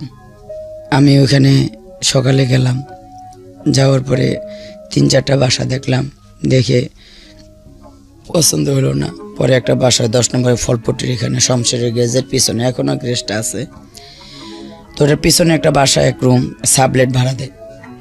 ওই বাসাটা ভাড়া নিলাম। এই ফাঁকে আমি আবারও বলছি আপনাদেরকে, ওনাদের যে গল্প চলছে সেখানকার একটা ছোট্ট ভিডিও ক্লিপস, একটা কোলাজ আমি বলবো, সব কিছু কম্বাইন করে আমার ইউটিউব চ্যানেলে দেওয়া আছে, আপনারা চাইলে ওখানে এসে দেখতে পারেন। ইউটিউবের ঠিকানা হচ্ছে www.youtube.com/RJKibriya.fm, RJKEBRIA.FM। চ্যানেলটি আছে কিবরিয়া আরজে নামে। অ্যান্ড প্লিজ চ্যানেলটিতে যাওয়ার পরে আপনি লাইক দিতে ভুলবেন না, লাইক তো না, সাবস্ক্রাইব করবেন এবং পাশে যে বেল বাটনটি আছে সেটা অবশ্যই অন করে নেবেন। জি, আপনি বাসা খুঁজছিলেন এবং একটা বাসা খুঁজেও পেলেন। হ্যাঁ, বাসা খুঁজে পেলাম, ওখানে উঠলাম।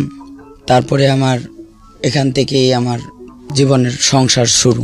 জি, দ্বিতীয় সংসার। হ্যাঁ, দ্বিতীয় সংসার শুরু তো করতেছিলাম ভালোই। এর ভিতরে আমার 3 সালে আমার ছেলেটা হলো।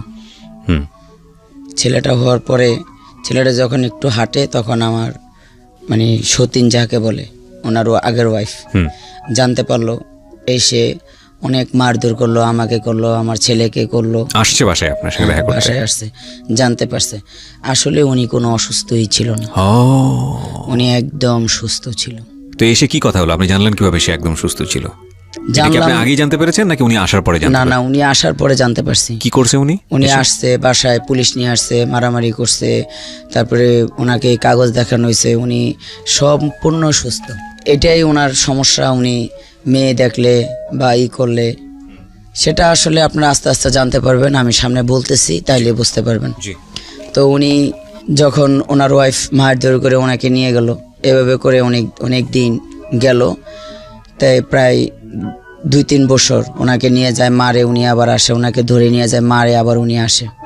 এভাবে করতে করতে 2004-5 সালের দিকে আমি সাভার চলে যাই। কেন? এদিকে আমি কাছাকাছি থাকি, উনি ধরে আমাকে মারে বাসায় এসে। মানে ওনার ওয়াইফ মারে? হ্যাঁ, ধরে আমাকে মারে, আমার এই কোলের ছোট্ট বাবুটা ওকে মারে, মেয়েটাকে মারে না। আচ্ছা, ছেলেটাকেই মারে। ওর তখন বয়স কত?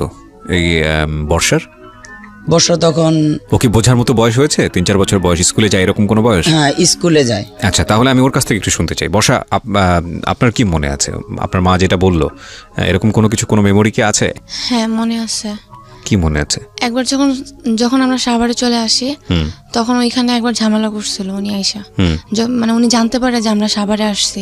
আচ্ছা, তখন এখানে আইসা মানে অনেক ঝামেলা করে আর কি। এটা অনেক পরের গল্প। আচ্ছা, তো আপনার মা যেটা বলছে যে আপনার মূলত ধর্ম বাবাই তো উনি, হাসান সাহেব, ওনার স্ত্রী এসে গায়ে হাত তুলতো এবং এগুলো আপনি তাহলে ছোটবেলায় দেখেছেন?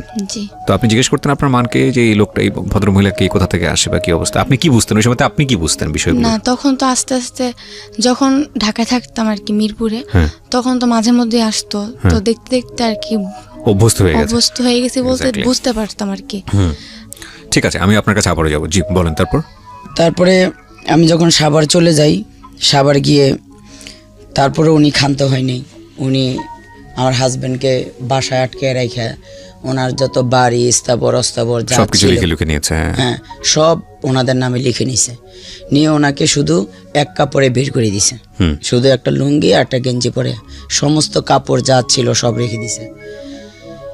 তা উনি আমাকে গিয়ে বললো যে আমি তো আজকে এক কাপড়ে চলে আসছি, তাহলে তুমি কি রাখবা? তুমি তো একসময় আমার অনেক সম্পদ দেখে আসছো। আমার যে আমি অনেক সম্পদ দেখে আসিনি, শুনছি আপনার সম্পদ আছে, বাট সেটা আমি ভোগ করিনি, চোখেও দেখিনি কখনো। হ্যাঁ, চোখেও দেখিনি, বাট সেটা ভোগও করিনি।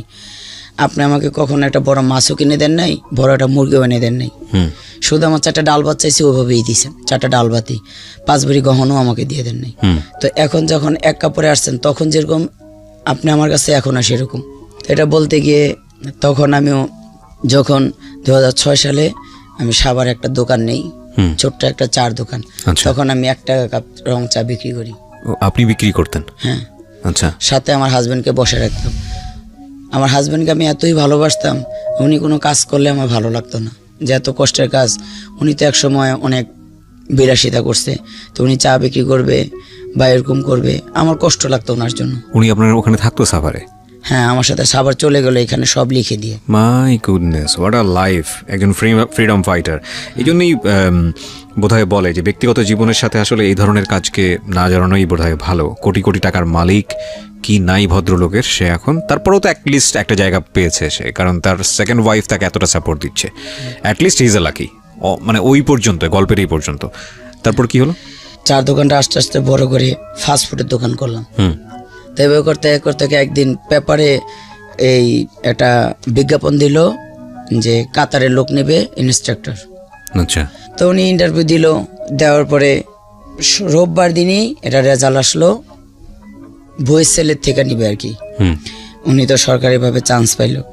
পরে আমার হাজব্যান্ডকে পাঠাইলাম, 2007 সালের প্রথম দিক দিয়ে উনি গেল। পরে উনি 2007 সালেই আবার উনি ছুটিতে আসছেন। এদিকে দোকানপাট যা ছিল ওগুলো বিক্রি করে বোনের কাছ থেকে টাকা নিয়ে ওনাকে পাঠাইছি। 2007 সালে উনি আসলো, আসার পরে সাভারে অ্যাট এ টাইম 2টা বাড়ি কিনি। অ্যাট এ টাইম 2টো বাড়ি কিনেন? হ্যাঁ। আচ্ছা। অ্যাট এ টাইম 2টা বাড়ি কিনে কত সালে কিনেন? 2007-এ গেল, কত সালে কিনলেন বাড়ি? 2007-ই। 1 বছরের মধ্যে এত ডেভেলপমেন্ট কিভাবে হ্যাঁ, আসলো? উনি ওখানে যে ইনস্ট্রাক্টর গেছে, হ্যাঁ, 2.5 লক্ষ টাকা বেতন। ও মাই গড। ওকে ওকে। এই 2.5 লক্ষ টাকা বেতনের উপরে ওনাকে ওই দেশের এই এনজিওতে ওনাকে একটা লোন দেয়। সেই লোন পায় প্রায় বাংলা টাকার 49 লক্ষ না 50 লক্ষ টাকা। ওই টাকাগুলো দিয়ে আইসা এখানে 4.25% একটা জায়গা আর 5.5% একটা জায়গা কিনি সাভারে 3 নম্বর ওয়ার্ডে। পরে জায়গা কিনে উনি চলে গেল, রেজিস্ট্রেশন করে দিয়ে উনি 1 মাসের ভিতরে চলে গেল। না, ওই যাওয়ার আগেই যখন উনি আসলো তখন আমার ওই ওয়াইফ, যেদিন আমি বাড়িটা মিলাদ দেব সেদিন ওনার ওয়াইফ এসে অনেক মারধর, ওই একটু আগে মেয়ে যেটা বললো আর কি, অনেক মারধর করলো আমাকে, মারধর করলো, ওই বাড়ি করবে না। পরে উনি ওনার বাড়িতে বলল যে এভাবে তো ইরানি এসে এভাবে মারধর করে, এখন বিদেশ থেকে আসছি এখনও মারধর করে, তো এখন কি করব। তো ওনার বড় দুলাভাই তখন বাচ্চা ছিল, তখন ওর বড় দুলাভাই বলল যে এখন যদি তুই না করিস, 2 নৌকায় পাড়া দিস না, তোর যাকে ভালো লাগে তাকে রাখ, আর যাকে ভালো না লাগে তাকে ছেড়ে দে। আর যদি আবিদের মাকে ছেড়ে দিস তাহলে আবিদের মাকে আমার কাছে দিয়ে যাস, আমি পালু।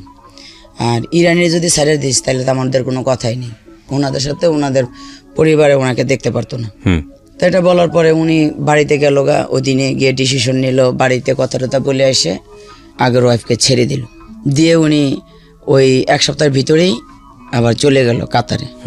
কাতার যাওয়ার পরে এই বাড়ি দুটো কার নামে কিনেছিল উনি? বাড়ি দুটো, একটা ওনার নামে আমার নামে, আর একটা শুধু ওনার নামে। আচ্ছা। চলে যাওয়ার পরে বাড়িতে টুকটাক যা যা কাজ ছিল এগুলো আমি করাইছি।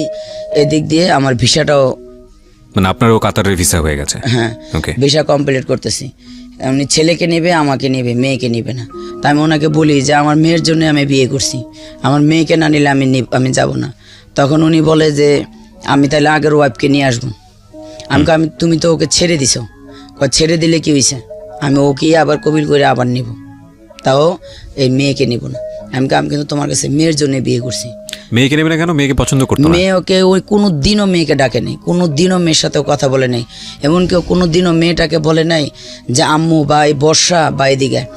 কোনো দিন ও এই তিম বইলা ওর মাথারে কখনো হাত বলে নেই যে আয় বা একটু খা বা এই জিনিসটা নেই। আমার মেয়েকে আমি যদি কোনো কিছু দিছি, চুরি করে দিছি। আপনি কিছু বলতে চান বর্ষার বিষয়ে? আপনার বাবার এরকম, এই যে আপনার মা বললো, এগুলো নিয়ে কোনো ঘটনা, কোনো মেমোরি কি আছে যেটা বলতে চান আপনি? হ্যাঁ, সব কিছুই তো মনে আছে, কারণ আব্বু তো গেছে বেশি দিন হয় নাই। হ্যাঁ। তো আব্বু যা যা করতো সবই তো মনে আছে। ও তো মানে আহসান সাহেব কি বাবা হিসেবেই জানতো, কারণ ও তো আসলে ওর বাবাকে দেখে নাই, জানেও না। এখনো তার বাবাকে সে আমার চেয়ে বেশি শ্রদ্ধা সম্মান করে। এখন সে তাকে কখনোই অবজ্ঞার চোখে দেখে না। তার বাবা যে বাবা, সে বড় গলে আব্বু বলেই ডাকে সবার সামনে বা সব সময়। ইজ ভেরি আনলাকি ম্যান, আর কিছুই বলার নাই। পুরো এপিসোডটা একটা মায়ের খেলা, প্রিয় শ্রোতা। আমি রিকোয়েস্ট করবো আপনাদেরকে, যারা এতক্ষণ পর্যন্ত শুনেছেন, শেষ পর্যন্ত শুনবেন। এবং আমি বিশেষ বিশেষ কিছু পর্বে আপনাদেরকে রিকোয়েস্ট করি, আজকেও সেই রিকোয়েস্টটাই করতে চাই। ধৈর্য ধরে শুনবেন এবং এই ভিডিও ফুটেজ যেটা আছে আমার ইউটিউবে এসে দেখেন, তাহলে বুঝবেন যে কেন আমরা এই ধরনের কথা বলছি। ওকে, বলেন তারপর। পরে অনেক যুদ্ধ করে অনেক কিছু বলে টলে উনি আমাকে মেয়ে নিতে উনি যাবে না। যখন উনি যাইতে রাজি না হলো তখন উনি বাধ্য হয়ে বললো যে আচ্ছা ঠিক আছে, বর্ষার পাসপোর্ট বানাও, ওকে নিয়ে আসো। নিয়ে গেলাম। ওখানে গিয়ে উনি আমার ছেলেকে স্কুলে ভর্তি করছে, মেয়েকে করেনি। কাতারে? হ্যাঁ। কোন বয়সে গেছে ও? কোন কোন ক্লাস থাকা অবস্থায়? কেজিতে, একদম ছোট? ছোট। আচ্ছা। হ্যাঁ, ছেলেতে একদম প্লেতে ভর্তি করছে। ছেলেকে ভর্তি করছে, মেয়েকে করেনি। তো যখন মেয়েটাকে না করাইছে ওর মন খারাপ লাগে না, খুব ওইখান স্বাভাবিক, থেকে স্কুলে খুব স্বাভাবিক, পড়তো। হ্যাঁ। তো ওখানে এক চিটাঙ্গা ভাইয়ের সাথে পরিচয় হলো, উনি ওখানকার অনেক বড় বিজনেসম্যান।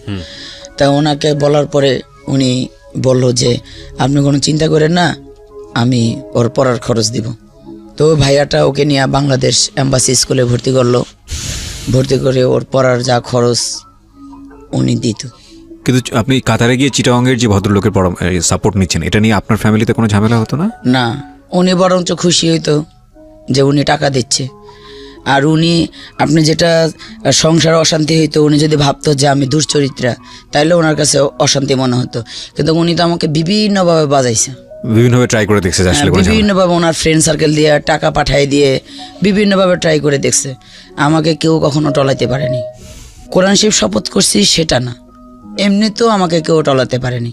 পরে এভাবে করতে করতে কিছুদিন আমি ঘরে থাকার পরে আমি বললাম যে আমার এভাবে ভালো লাগে না, আমার একটা চাকরি বাকরি ধরায় দাও, বাসায় কাজ হোক, যেই কাজ হোক। আর পরে বললো যে কি কাজ করবা? পরে আমি বললাম দেখো কি কাজ করা যায়। এর ভিতরে 5 মাস 6 মাস হওয়ার পরে আমরা যে ফ্ল্যাটে থাকি, এটা একটা বাংলাদেশি অ্যাম্বাসির সেটার ড্রাইভার ছিল। তো উনি আর কি পুরো ফ্ল্যাটটা পাইছে, 6টা রুম ছিল। তো উনি রুমগুলো ব্যবহার করতে 2টা রুম উনি ভাড়া দিছে, একটা কেরালা নার্স আর একটা আমরা ব্যবহার করতাম, বাকিটি সব উনি ব্যবহার করতো। যে অ্যাম্বাসেডাররা মাঝে মাঝে আসতো, তো এর জন্য উনি পুরো ফ্ল্যাটটা ইউজ করতো, 2টা রুম ভাড়া দিছে। পরে উনি করছে কি, এই আমি ওই কেরালা মহিলাটার, আমার হাজবেন্ড বা যাদের সাথে থাকতাম কেউই জানতো না। আমার এই মেয়েটা মাঝে মাঝে দেখতো, দেখে বলতো, ও তো ছোট ছিল, বলতো আম্মু তুমি আন্টির কাপড় চোপড় ধোকে। হয়তো বড় এখন মনে আছে কিনা জানি না। আমি বললাম এমনি তোমার আন্টি তো বাবু হইব, ধুইতে পারে না, আমি ধুয়ে দিই। তো ধুয়ে দিলে কি হয়? ওনার ওই কাপড় ধুয়ে দিতাম, উনি ওইখান থেকে একটা টাকা আমাকে দিত, 400 রিয়াল করে দিত। তো সেটা আমি আমার মেয়ের জন্য বই খাতা লাগতো, এটা লাগতো, সেটা লাগতো, কাপড় চোপড় লাগতো, ওইটা আমার মেয়ের জন্যই আমি বের করতাম। তো এমন করতে করতে উনি যে জায়গায় চাকরি করে, ওইখানকার এক ছেলে আসলো বাসায় দাওয়াত খেতে। আমি বললাম লিঙ্কন আমাকে একটা চাকরির ব্যবস্থা করে দেখো। কি চাকরি করবেন ভাবি, আপনার তো বেশি পড়াশোনাও না, আর ইংলিশও বলতে পারেন না, হিন্দি বলতে পারেন না, কি চাকরি করবেন? তা আমি বললাম যে কোনো একটা চাকরি দেখেন, যদি কারো বাসা বাড়িতেও হয় তাও সমস্যা নেই, টাকার তো দরকার। তো ওইখানে উনি নিয়ে গেল ফ্যামিলি ফুড প্ল্যান, মানে এটা একটা শপ, বিশাল বড় শপ। এই শপে নিয়ে গেল। তা আমার হাজব্যান্ডও গেল, গিয়ে ওইখানে ম্যানেজারের সামনে বললো, ওই লিঙ্কনে বললো যে আমার ভাবি চাকরি করবে। তো উনি বললো যে ওনার এডুকেশন কি? তো বললো যে আমার হাজব্যান্ড বললো ওনার কোনো এডুকেশন নাই, উনি মাত্র 8 পর্যন্ত পড়াশোনা করছে। বললো যে এই মাদার ল্যাঙ্গুয়েজে কী হবো, বাসা থাকতে থাকতে কখনো ফাঁসি দিতে যায়, কখনো বিষ খাইতে যায়, কখনো অ্যাডনর্মাল হয়ে যায়। তো ওরা এখানে রাখ, যদি ও চাকরি না করতে পারে তখন ওরা বুঝাতে পারবেন তোর কোনো জায়গায় নেয় না, আমি কী করুন। তো এই কথা বলার পরে উনি বললো, ম্যানেজার বললো যে ঠিক আছে 15 দিন তুই এখানে ট্রেনিং করবি, যদি তুই এখানে চাকরি করতে পারিস তাহলে তোরে আমি ভালো একটা বেতন ধরে দিব, আর যদি না করতে পারিস তাহলে তো বাদ। তাই ঠিক 1 সপ্তাহ আমি দেখার পরে ওই দিন আমরা 9 জন চাকরি করতাম কাউন্টারে। 9 জনের ভিতরে ওই দিন 5 জনই আসেনি, আমরা 4 জন আসছিলাম। তখন ম্যানেজার স্যার এসে বললো যে এই উনি হিন্দিতেই আমাকে বললো, তো হিন্দি পুরোটাই বুঝতাম। তো ওকে আমি ভাঙ্গা কিছু ইংলিশ কিছু হিন্দি দিয়ে বুঝাইছি যে হ্যাঁ okay I am now ready. তো ওকে বলার পরে ও বললো যে দেখিস সেখানে টাকা পয়সার হিসাব, কাউন্টার তো লক্ষ লক্ষ টাকার হিসাব প্রতিদিন। আমি বলছি নো প্রবলেম। তো বলছে দেখিস। তো ম্যানেজার আমার পাশে দাঁড়ানো আর একটা বাঙালি পাশে দাঁড়ানো, উনি আবার ওই ম্যানেজার ড্রাইভার ছিল। তো ঠিক আমি সারাদিন, ওই দিন ফ্রাইডে ছিল, সারাদিন এত কাজ করছি, উনি এতটাই হ্যাপি হয়েছে, উনি আমার যা বেতন ধরার কথা ছিল তার চেয়েও আরও 500 রিয়াল বেশি ধরছে। তো আমার চাকরি হয়ে গেল, আমি করতেছি। পরে এক সময় আমাদের 2007 সাল 8 সাল 9 সালে আমরা ওনার চাকরির মেয়াদ শেষ, আমরা বাংলাদেশে চলে আসি। তো আপনি তো থাকতে পারতেন ওখানে, কারণ আপনার না, আমি তো আমার হাজবেন্ডের বিষয়ে গেছি, এর জন্য আমার আসতে বাধ্যতামূলক আসতে হবে। বাধ্যতামূলক আসতে হয়েছে, থাকতে পারিনি। তো চলে আসছি। আসার পরে এখানে এসে আমরা আরেকটা জায়গা কিনছি 7.5 শতাংশ। আচ্ছা। তো ভালোই চলতেছিল। ওনার একটাই স্বভাব, উনি মেয়ে দেখলে ওই বয়সে গিয়েও এই স্বভাব? হ্যাঁ, সে মেয়ে দেখলে লুটে পড়ে। এর নিয়ে ঘরে প্রতিদিনই অশান্তি, এই বিচার ও বিচার করে। যতই ওনাকে বুঝায়, ওই তাল গাছ ভরাট ওনার কাছে রাত্রে বোঝায়, সকালে উনি সেই মেয়েদের পিছিয়ে দৌড়ায়। এমন করতে করতে উনি সেই জাহাঙ্গীরনগরের বাড়ি বিক্রি করলো। তারপরে 3 নম্বর ওয়ার্ডে মুক্তা কমিশনারের বাসার সামনে যে বাড়ি 5.5% সেগুলো এই 2টা আমার নামে ছিল, এই 2টা আমাকে দিয়ে আগে বিক্রি করলো। আপনি রাজি হলেন কারণ? আমি রাজি হলাম। হাজব্যান্ড বিভিন্নভাবে বুঝায়। আসলে আমি এই যে এখন যে পরিস্থিতিতে আমি এতটা শক্ত, আমি আসলে এতটা শক্ত ছিলাম না। তো উনি করলো কি, 2016 সালে উনি একটা বাড়ি কিনবে, সিআরপির গেটে 4 তলা বাড়ি। এই বাড়িটা বিক্রি করে আমরা সেই বাড়িটা বায়না করছি। ওইটা যখন বায়না করি 16 সালে, তখনই আমি অনেক অসুস্থ। হঠাৎ করে আমি বিছানায় পড়ে যাই কোমর ব্যথায়। আচ্ছা। যখন কোমর ব্যথায় বিছানায় পড়ে যাই, 3 মাস বিছানায়। একদিন এত অসুস্থ হয়ে পড়ছি, উনি আমাকে ডাক্তারের কাছে নেয়ই না। পরে একদিন যখন একদম বাথরুম থেকে উঠে আসতে পারতেছিলাম না, মেয়ে ছেলে ওর বাবা মিলে উঠাই না, আমাকে এনাম ক্লিনিকে নিয়ে যায়। ওখানে অর্থোপেডিক ডাক্তার দেখায়। অর্থোপেডিক ডাক্তার সব টেস্ট করে বলে যে ওনার কোনো অর্থোপেডিক সমস্যা নেই, ওনাকে একটা গাইনি ডাক্তার দেখান। গাইনি ডাক্তার স্বাভাবিক টেস্ট না করেই ধরেই উনি বলছে যে মেবি ওনার ক্যান্সার হয়েছে। মানে কোনো টেস্ট মেস্ট না করেই একদম গাইনি ডাক্তার একদম প্রথমেই বলছে যে 100% না, আমি 99% শিওর যে ক্যান্সার। কেন? উনি কি সিমটমে বলছে আমি বলতে পারি না। আচ্ছা। কিন্তু উনি ডাক্তারি ভাষায়, ওনার ভাষায় বলছে। আচ্ছা। ঠিক উনি আমাকে বায়োপসি করতে দিল, যে কথা সেই কাজ, আমার ক্যান্সার ধরা পড়লো। মানে প্রথম টেস্টই ধরা পড়লো? হ্যাঁ, প্রথম টেস্টেই সাভার এনাম ক্লিনিকে আমার ক্যান্সার ধরা পড়লো। তা অনেকে বলে এনাম ক্লিনিকের রিপোর্ট ভালো না, এর জন্য আমি চলে গেলাম আবার ক্যান্সার হসপিটালে। আচ্ছা। ওখানে গিয়েও সেই রিপোর্ট করালাম, সেই একই রিপোর্ট, ক্যান্সার 2nd স্টেপে চলে আসছে। কত সালে ধরা পড়লো এটা? কত সালে? এই 17 সালের প্রথম দিকে, মানে 16 সাল থেকে অসুস্থ, 17 সালে প্রথম দিকে ধরা পড়লো। কোথায় ক্যান্সারটা? জ্বরের আউটসাইডে, 2nd স্টেজে। হ্যাঁ। এর ভিতরে আমার হাজবেন্ড আজকে 15 দিন আসে না, কালকে 10 দিন আসে না, পরশু দিনে 3 দিন আসে না। কই যায়? বাড়িতে যায় কেন? জমি জমানের ভাইদের সাথে গ্যাঞ্জাম আছে। হঠাৎ করে ছেলে আর মেয়ে বলতেছে কি, আব্বুর আজকে পিছে পিছে ধরবো। আব্বু কই যায়? এই ঘটনাটা আপনার মেয়ে তো বলতে পারবে, যেহেতু ওরাই ফলো করার কথা বাবাকে। হ্যাঁ, ওরাই ফলো করছে। কি হয়েছিল একটু বলেন তো আমাকে বর্ষা। আব্বু হচ্ছে ভাই আম্মুকে ফোন দিছিল যে আবিদের সাথে দেখা করবে। তারপরে হচ্ছে আবিদের তো ফোন ছিল না, পরে আম্মুর ফোন নিয়ে আমরা স্ট্যান্ডে গেছি আব্বুর সাথে দেখা করার জন্য। পরে আব্বু আর কি জানতো না যে আমি যাব। আমি আবার আম্মুরে বললাম যে আম্মু আর কি একটু সন্দেহ করতো আব্বুকে। আম্মু মাঝে মধ্যেই বলতো। তাই আমি আবার আম্মুরে বললাম যে আম্মু, কয়দিন পরেই তো ঈদ, তো যদি আব্বুর যদি কিছু দেখা করা থাকে বা হয়, যদি কিছু হয়ে থাকে তাহলে আজকেই যাবে মনে হয়, কারণ এত রাত্রে তো গ্রামে যাওয়ার কথা না। পরে বলে যে আচ্ছা ঠিক আছে তাহলে যাও। আম্মু যাইতে দিতে চাই নাই প্রথমে। আচ্ছা। পরে আম্মুর ফোন নিয়ে পরে আমরা বের হই। আমি আর কি অন্য ভালোভাবে মুখ টুক বাইধা পরে যাই। প্রথমে আবিদের সাথে, মানে আমার ভাইয়ের সাথে দেখা করে আব্বু কথাবার্তা বলে। পরে স্ট্যান্ডে একটা মসজিদ আছে, সেই মসজিদে আর কি আব্বু ঈশার নামাজটা পড়ে। পরে হচ্ছে আব্বু বের হয়, আব্বু বের হয়, আমরা বাহিরেই আর কি দূরে দাঁড়ায় থাকি আব্বুকে দেখার জন্য। পরে আব্বুর পিছনে পিছনে যাই, আব্বু মুরগি কিনছে, মানে বাজার টাজার করছে। তখন হচ্ছে আরো বেশি সন্দেহ লাগলো, যেহেতু বাসার থেকে ফোনই বলে দিছে সে বাসায় যাবে না, আর গ্রামে গেলে তার এখান থেকে বাজার করে নেওয়ার কথা না। তারপরে হচ্ছে আব্বু কি করলো, বাজার টাজার করে একটু ওইখানে একটু ঘুরলো, ফোনে কথা বললো। পরে রোড পার হয়েছে, মজিদপুরের ওদিকে আর কি রোড পার হয়েছে। রিক্সাতে উঠে আব্বু চলে যেতেছে, আর আমরা রিক্সা পাইনি, অটো রিক্সা ছিল তো, রিক্সা পাই নাই, তাই আর আমরা রিক্সাও নেই। তারপরে আব্বুর অটো রিক্সার পিছনে পিছনে দৌড়াইতে আমি আর আমার ভাই গেছি। যাইতে যেতে হচ্ছে উনি মাঝপথে আবার রিক্সা থামাইছিল, দুধ কলা টলা এগুলো কিনছে। তারপরে আমরা আবার দৌড়াইতে অনেক দূর, মানে সেই জায়গাটা আমরা চিনি না আর কি, কখনো যাইনি। তো সেইখানে গেছি, যাওয়ার পরে আব্বু একটা গলি, অনেক বিশাল বড় একটা গলি, অন্ধকার আর কি, ওইখানে আব্বু ঢুকছে, আমরা ফলো করছি। তখন আম্মুকে ফোন দিছি যে আম্মু তুমি মানে যারা আর কি আব্বুর বিচার করতো সবসময় আম্মুর দোষ দিত, আর কেউ আব্বুর দোষ দিত না।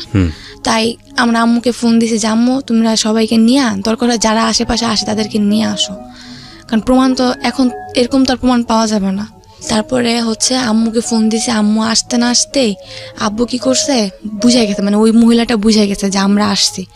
কারণ আব্বু যখন ভিতরে ঢুকে তখন ওই যে বাসায় ঢুকে সেই বাসার গেটে ওই মহিলাটা দাঁড়ায় ছিল, আমাদের দেখছে, নিশ্চয়ই মহিলাটা আমাদের চিনতো, তাই ওনার সন্দেহ হয়েছে, পরে আব্বুকে বলছে। তো আম্মুর আসতে আসতেই আব্বু চলে গেছে, মানে মহিলাও নাই আব্বুও নেই। পরে খুঁজতে খুঁজতে এখন আব্বু যেহেতু এই বাসায় আসছে নিশ্চয়ই কিছু না কিছু আছে, এখন কেউ কিছুই বলে না। তো কথা বলতে বলতে চিলাচিলি করতে করতে তখন ওই মহিলাটা বের হয়। বের হওয়ার পরে যেহেতু আমি আব্বু বলেই জানি আমার অধিকারটা সব থেকে বেশি, কারণ আমি তার প্রথম সন্তান ধরতে গেলে। তো আমি মানে ওনাকে বলি, রাগের মাথায় আমি তার সন্তান অনেক কিছুই বলতে পারি। আমি বলছি আপনি কিভাবে আসলেন, কি কারণে আসলেন, সব জানা শুনে কিভাবে আসলেন, আপনি কি জানেন না তার 2টা সন্তান আছে, তার সংসার আছে? বলে তার তো 2টা সন্তান নেই, তার তো একটা সন্তান, তুই কথা বলিস কেন? না আমাকে বললো তুই তো তার কিছুই না। তখন তো সেখানে আমার কিছু বলার থাকে না। তারপর আমি বললাম যে মানে, পরে বলে আমি সব জানা শুনেই আসছি, কিছু না জানা আসিনি। তো আমরা ওই পর্যায়ে চলে আসি, কারণ তখন তো আমাদের কিছু বলার থাকে না। এখানের বাসার বাড়িওয়ালাও বলছে যে উনি ওনাকে বিয়ে করেই এই বাসা ভাড়া নিছে, এখানে তো আপনার এখানে কোনো কিছু বলার থাকে না আমাদের কাছে। ওনার তার মানে আপনারা জানতে পারলেন যে উনি আরেকটা বিয়ে করেছে। উনি বলছে আমি সব জানিয়ে আসছি, আপনার যে ক্যান্সার ধরা পড়ছে তারপরে এর জন্যই বিয়ে করছে। ক্যান্সার ধরা পড়ছে এই কারণে বিয়ে করেছে। এটা 2017 সালের গল্প। আচ্ছা, তারপর কি হলো আপনার কাছ থেকে শুনি আলেয়া জি। পরে উনি আমাকে রাখবেই না, আমি গেলাম আমাদের এলাকার মুক্তা কমিশনারের কাছে বিচার দিলাম, এলাকার সবার কাছে বিচার দিলাম। ওখানে বিচার হলো, সব বিচারে বসে বললাম যে সমস্যা কি। উনি আমার কোনো দোষ দিতে পারলো না, আমি ওনার একটাই দোষ দিছি, ওনার মেয়েলি স্বভাব আছে। তো উনি বলল যে না আমার কোনো মেয়েলি স্বভাব নেই। তাই বললো যে কি স্বভাব নেই বলতে পারেন। তারপরে ওনারে আমি সমস্ত উনি কমিশনার বলল আপনার কথার সাথে প্রমাণ দিতে হবে। তাই আমি বললাম যে সবচেয়ে বড় প্রমাণ এই এলাকার বিশিষ্ট মানে গণ্যমান্য লোক সুলতান গাজী, সে একটা প্রমাণ, তার ছেলে বড় প্রমাণ, আমার বাড়ির ভাড়াটা বড় প্রমাণ।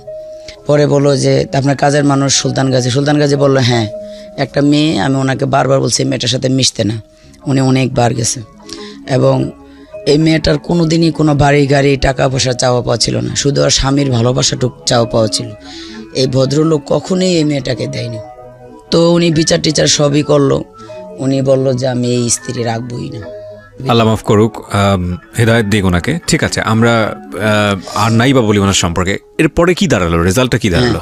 তারপরে তো বিচার হলো, উনি আমাকে রাখবে না। তা কমিশনার বলল যে আচ্ছা ঠিক আছে, ওনার যে দাবি দাবা চাওয়া পাওয়া দিয়ে দেন। তা উনি বললো যে ওনার 80,000 টাকা কাবিন, এটা দিয়ে দেন। তা আমি বলছি আমার 80,000 টাকা তো কাবিন না, আমি বিদেশ গিয়ে ইনকাম করছি, আমার কিছু গহনা ছিল, সব মিলিয়ে ঝিলেই তো আমি ওইখানে 8,50,000 টাকা পাবো। তো কমিশনার প্রথম দিন বলল যে ওইটা বাদ, আপনি করেন লিখিত দেন। পরে লিখিত দিছে, ওইটা একজোট হলো, বিচার হলো। কমিশনার বলল যে যা বাড়ি বিক্রি করছেন এর অর্ধেক টাকা আপনি নেবেন, ওনাকে রাখলেও দিবেন, না রাখলেও দিবেন। উনি আমাকে 3 দিন পরে ডেকে বলে যে না, এই বিচার হবে না, সামনে বিচার হবে, আপনাকে কোনো টাকা দেওয়া হবে না, শুধু আপনার কাবিনের টাকা নিয়ে যান, নাহলে আপনি উচ্চতরে যান, মানে কোর্ট করেন বা পুলিশের কাছে যান। কোর্ট করেন, পুলিশ করেন। পরে আমি ওনাকে রাগের মাথায় বলছি আপনাকে কয় লাখ টাকা ঘুষ দিছে, ঘুষ খেয়ে এটা বলতেছেন। আমি অবশ্যই আজকে আমার পাশে কেউ নাই, আপনি দাঁড়াইছিলেন, আজকে আপনি সরে গেলেন। পরে বিচারে হয়েছিল আমার ওই যে আমি যে চাকরি করছি সেই টাকাটা দিবে, আমার আদৌ সেই টাকাটা দেয়নি। পরে এই 16-17 সালের প্রথম দিক থেকেই আমি ক্যান্সারে ভুগতে আমার এক জায়গা থেকে 6 লক্ষ টাকা লোন করি এই ক্যান্সারের ট্রিটমেন্ট করার জন্য।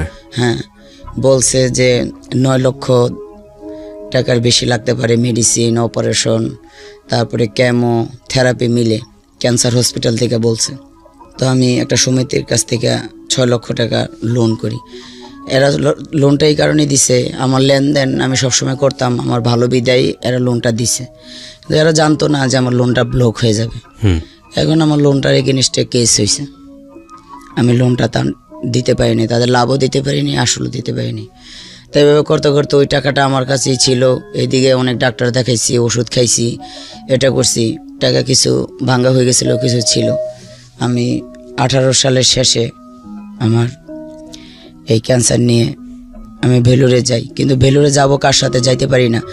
আমার হাজব্যান্ডকে আমার সাথে তার ছাড়াছাড়ি হয়নি, কিন্তু সে আলাদা থাকে, সে সিআরপির 4তলা বাড়িতে এখন সে বসবাস করে, সে মহিলাকে নিয়ে।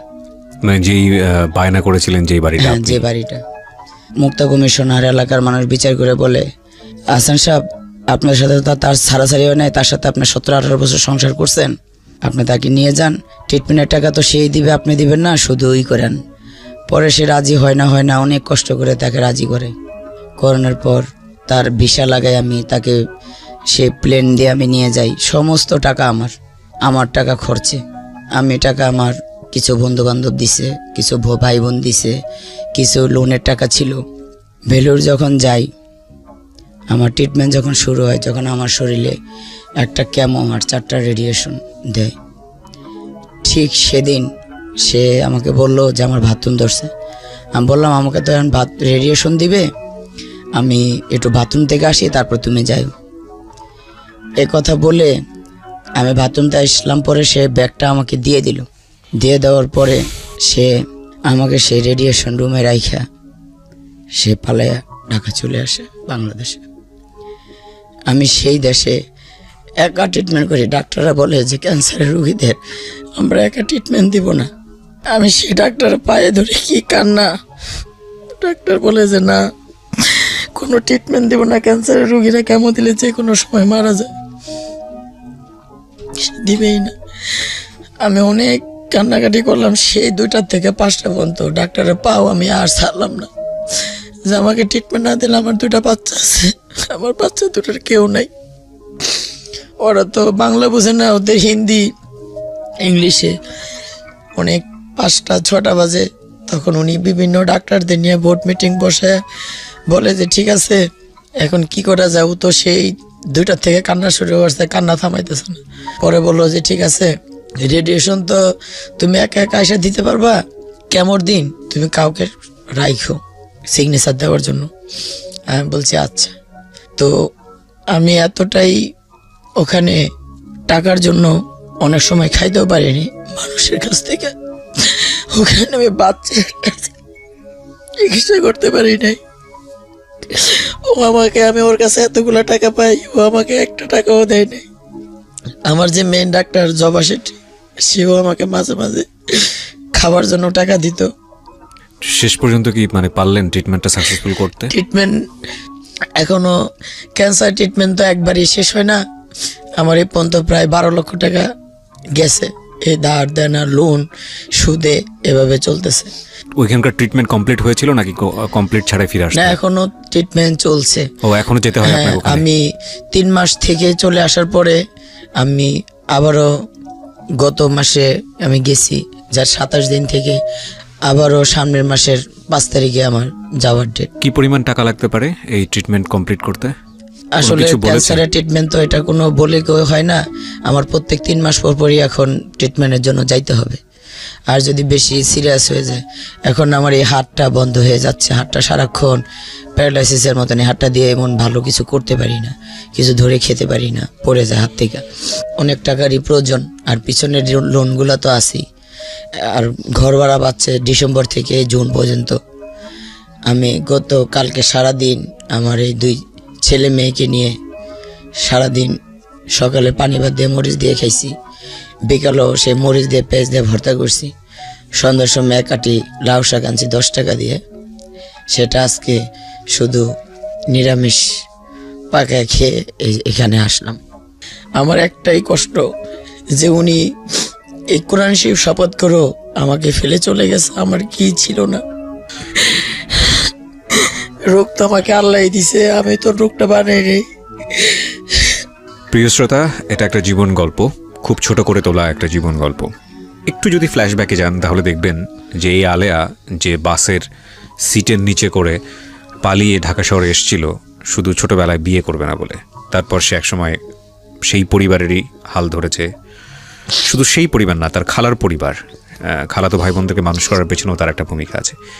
এই মানুষটাই জীবনের এক নির্মম পরিণতির মুখোমুখি হয়ে সে তার প্রথম যে হাজব্যান্ড, আল্লাহ তাকে ভালো করুক, জানেন এই দোয়াটা করা ঠিক হবে না করে কিনা, তারপরেও সে তো মৃত মানুষ, তার জন্য আমরা দোয়া করতেই পারি, তার পাল্লায় পরে জীবনটা একসময় শেষ হয়ে যায়। যে ভিডিওতে যে মেয়েটিকে আপনারা দেখতে পেয়েছেন বর্ষা, শুধু এই মেয়েটিকে সুন্দরভাবে লালন পালন করার জন্যে সে একসময় এমন একটা মানুষের হাত ধরেছিল, তাকে কন্ডিশনই দিয়েছিল যে আমার কিছু লাগবে না, শুধু আমার মেয়েটাকে তুমি মানুষ করো। সেটাও সে হয়নি। এবং নিয়তির এমন কি নির্মম পরিহাস। একটা কথা আছে, সৃষ্টিকর্তা কখনো আমাদের অমঙ্গল চান না, নিশ্চয়ই চান না, আমি এটা অনেক বেশি বিলিভ করি। এবং সেই পরিণতি এমন একটা জায়গায় এসে দাঁড় করিয়েছে তাকে যে সে এখন ক্যান্সারের একটা পেশেন্ট, এবং তার যে বর্তমান অবস্থা, সম্পদ তার হাতে এসছে কিন্তু সম্পদ তার হাত থেকে অনেকবার চলে গেছে, এবং এমন একটা ভয়ঙ্কর অবস্থার মধ্যে সে আছে যেটা আসলে বলে কয়ে বোঝানোর মতো না। বাট ওই যে বললাম যে নিশ্চয়ই আল্লাহ ভালো কিছু চান, যে কারণে হয়তো সে জীবন গল্পে এসছে। আমি সবসময় একটা কথা বলি, জীবন গল্পের যে কমিউনিটি, যে বৃহৎ কমিউনিটি, এত পাওয়ারফুল কমিউনিটি, আলহামদুলিল্লাহ, with the name of almighty Allah. এবং দেশের বাইরে আপনারা নিশ্চয়ই জানেন আহানাফের জন্য আমরা একটা খুব ভালো কালেকশন করেছি, সেটার আপডেট আমি ইউটিউবে দিয়ে দিয়েছি। এবং আজকে এই ভদ্রমহিলার জন্য 41 বছর বয়সী যে মহিলাটি এখানে এসছেন, আলেয়া, তার জন্য আপনাদের কাছে হাত পাততে চাই। যার যতটুকু সামর্থ্য আছে, আমরা জানি না যে যতটুকু আপনারা হেল্প করবেন তার মাধ্যমে তাকে আল্লাহ পরিপূর্ণ সুস্থ করে তুলবেন কিনা, কিন্তু আমরা চেষ্টা করতে চাই আমাদের জায়গাটা থেকে। একটা ভিডিও ফুটেজ, সম্পূর্ণ অনুষ্ঠানের একটা ছোট্ট ভিডিও ফুটেজ আমি আমার ইউটিউব চ্যানেলে দিয়ে দিয়েছি। ওখানে ওনাদের ফোন নাম্বার থাকবে, এবং এই ফোন নাম্বার দুটো ওনাদের মুখ থেকেই আমরা শুনতে চাই। ওনারা যখন প্রথম আমার কাছে এসেছিলেন তখন আমি ওনাদেরকে রিকোয়েস্ট করেছিলাম যে আপনারা দুটো বিকাশ নাম্বার করে নিয়ে আসেন, পার্সোনাল দুটো নাম্বার, যার মাধ্যমে যেন আপনাদের সঙ্গে তারা যোগাযোগ করতে পারে এবং আপনাদেরকে কিছুটা হলেও হেল্প করতে পারে। তো আপনারা কি দুটো নাম্বার করেছেন? জি করছি। দুটো নাম্বার কার কার নামে আছে? একটা আমার বোনের নামে করলো, একটা আমার নামে আছে। একটা আপনার নামে আছে। দুটো নাম্বার চাইলে আপনি বলতে পারেন আমাদের রেডিওর যারা লিসনার আছে তাদের উদ্দেশ্যে। একটা মুখস্থ আছে, একটা তো মুখস্থ নেই। আচ্ছা ঠিক আছে, আপনি একটু হেল্প করেন আমাদেরকে, আপনি নাম্বারটা একটু নিয়ে আসেন প্লিজ। আচ্ছা আপনার যেটা মুখস্থ আছে ওটা বলেন। হ্যাঁ, 01708306020। আবার বলেন। 01708306020। আরেকবার বলেন। 01708306020। এই নাম্বারটি যিনি আজকে এখানে ক্যান্সারের পেশেন্ট, ভিকটিম, বা যার জীবন গল্প আপনারা শুনলেন আলেয়া, তার নামে আছে।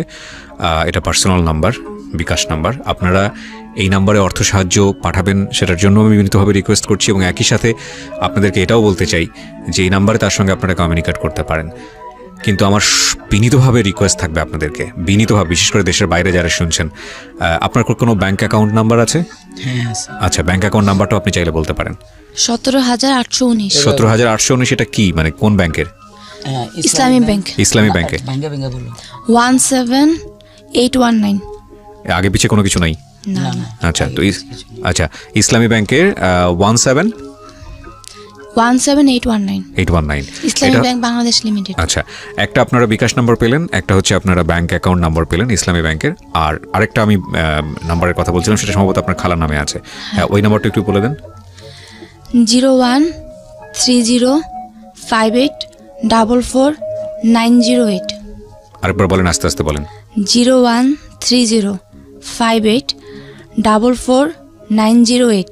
আচ্ছা, এটাতে নগদ আর হচ্ছে বিকাশ দুইটাই করা। নগদ এবং বিকাশ দুটোই করা আছে। আজকে নগদ করা আছে, কালকে থেকে বিকাশ খুলবে। ওকে, এই দুটো ফোন নাম্বার এবং একই সাথে ওনাদের ব্যাংক অ্যাকাউন্ট নাম্বার, এই সব কিছুই আমি আমার ইউটিউবে দিয়ে দিব মেনশন করে।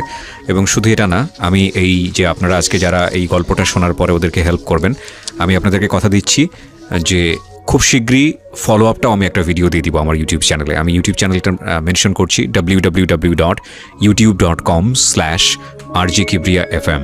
আমি আবারও বলছি, www.youtube.com/RJKEBRIA.FM। চ্যানেলটি আছে কিবরিয়া আরজে নামে, ওখানে গিয়ে লাইক দিয়ে সাবস্ক্রাইব করবেন। সাবস্ক্রাইব করে নোটিফিকেশনটা অন রাখবেন। আমি আবার টোটাল আপডেট এদের কী হচ্ছে না হচ্ছে, কত টাকা আপনারা পাঠিয়েছেন, ডিটেল আমরা জানিয়ে দেব। বর্ষা, আমি আপনার মা অনেকক্ষণ ধরে বলেছে, আপনার কথা দিয়ে আজকের অনুষ্ঠানটা শেষ করতে চাই। আমাদের যারা লিসনার আছে, যারা তখন দেখলো বা ইউটিউবে আপনাদের ভিডিও যাবে, যারা দেখবে এই ভিডিওটা, তাদের উদ্দেশ্যে আপনার কিছু বলার আছে? তাদের কাছে আমার এতটুকুই বলার যে আমার আম্মুর জন্য আমার তো কোনো কিছু করার সামর্থ্য নেই, আপনারা আমার আম্মুর পাশে দাঁড়ান। যেহেতু রোগ আল্লাহ দিছে, নেওয়ার তাও তার উপরে, কিন্তু মানুষ তার চেষ্টা করতে পারে, কিন্তু আমাদের চেষ্টা করার ক্ষমতা নেই। তাই আপনাদের কাছে আজকে আমরা আসছি, আপনারা একটু আমার আম্মুকে সাহায্য করে, আর কিছু বলার নেই। ভালো থাকুন প্রিয় শ্রোতা। মানুষের উপর বিশ্বাস হারানো পাপ। শেষ বেলায় শুধু এতটুকুই বলতে চাই, 1000 টাইম আই ডু বিলিভ যারা আমাকে শুনছেন তারা যদি ছোট ছোট করে এই ভদ্রমহিলার জন্য কিছু করেন, এই মেয়েটার অনাথ হবে না। আমি এটা বিশ্বাস করি। সবাই দোয়া করেন এবং যার যতটুকু সামর্থ্য আছে এই ফ্যামিলিটার পাশে দাঁড়ান please. Thank you so much. আজকের মতো এখানেই শেষ করছি। শুভরাত্রি। শুনছেন আরজি কিবরিয়ার সাথে মিস্টার ম্যাঙ্গো ক্যান্ডি প্রেজেন্টস জীবন গল্প।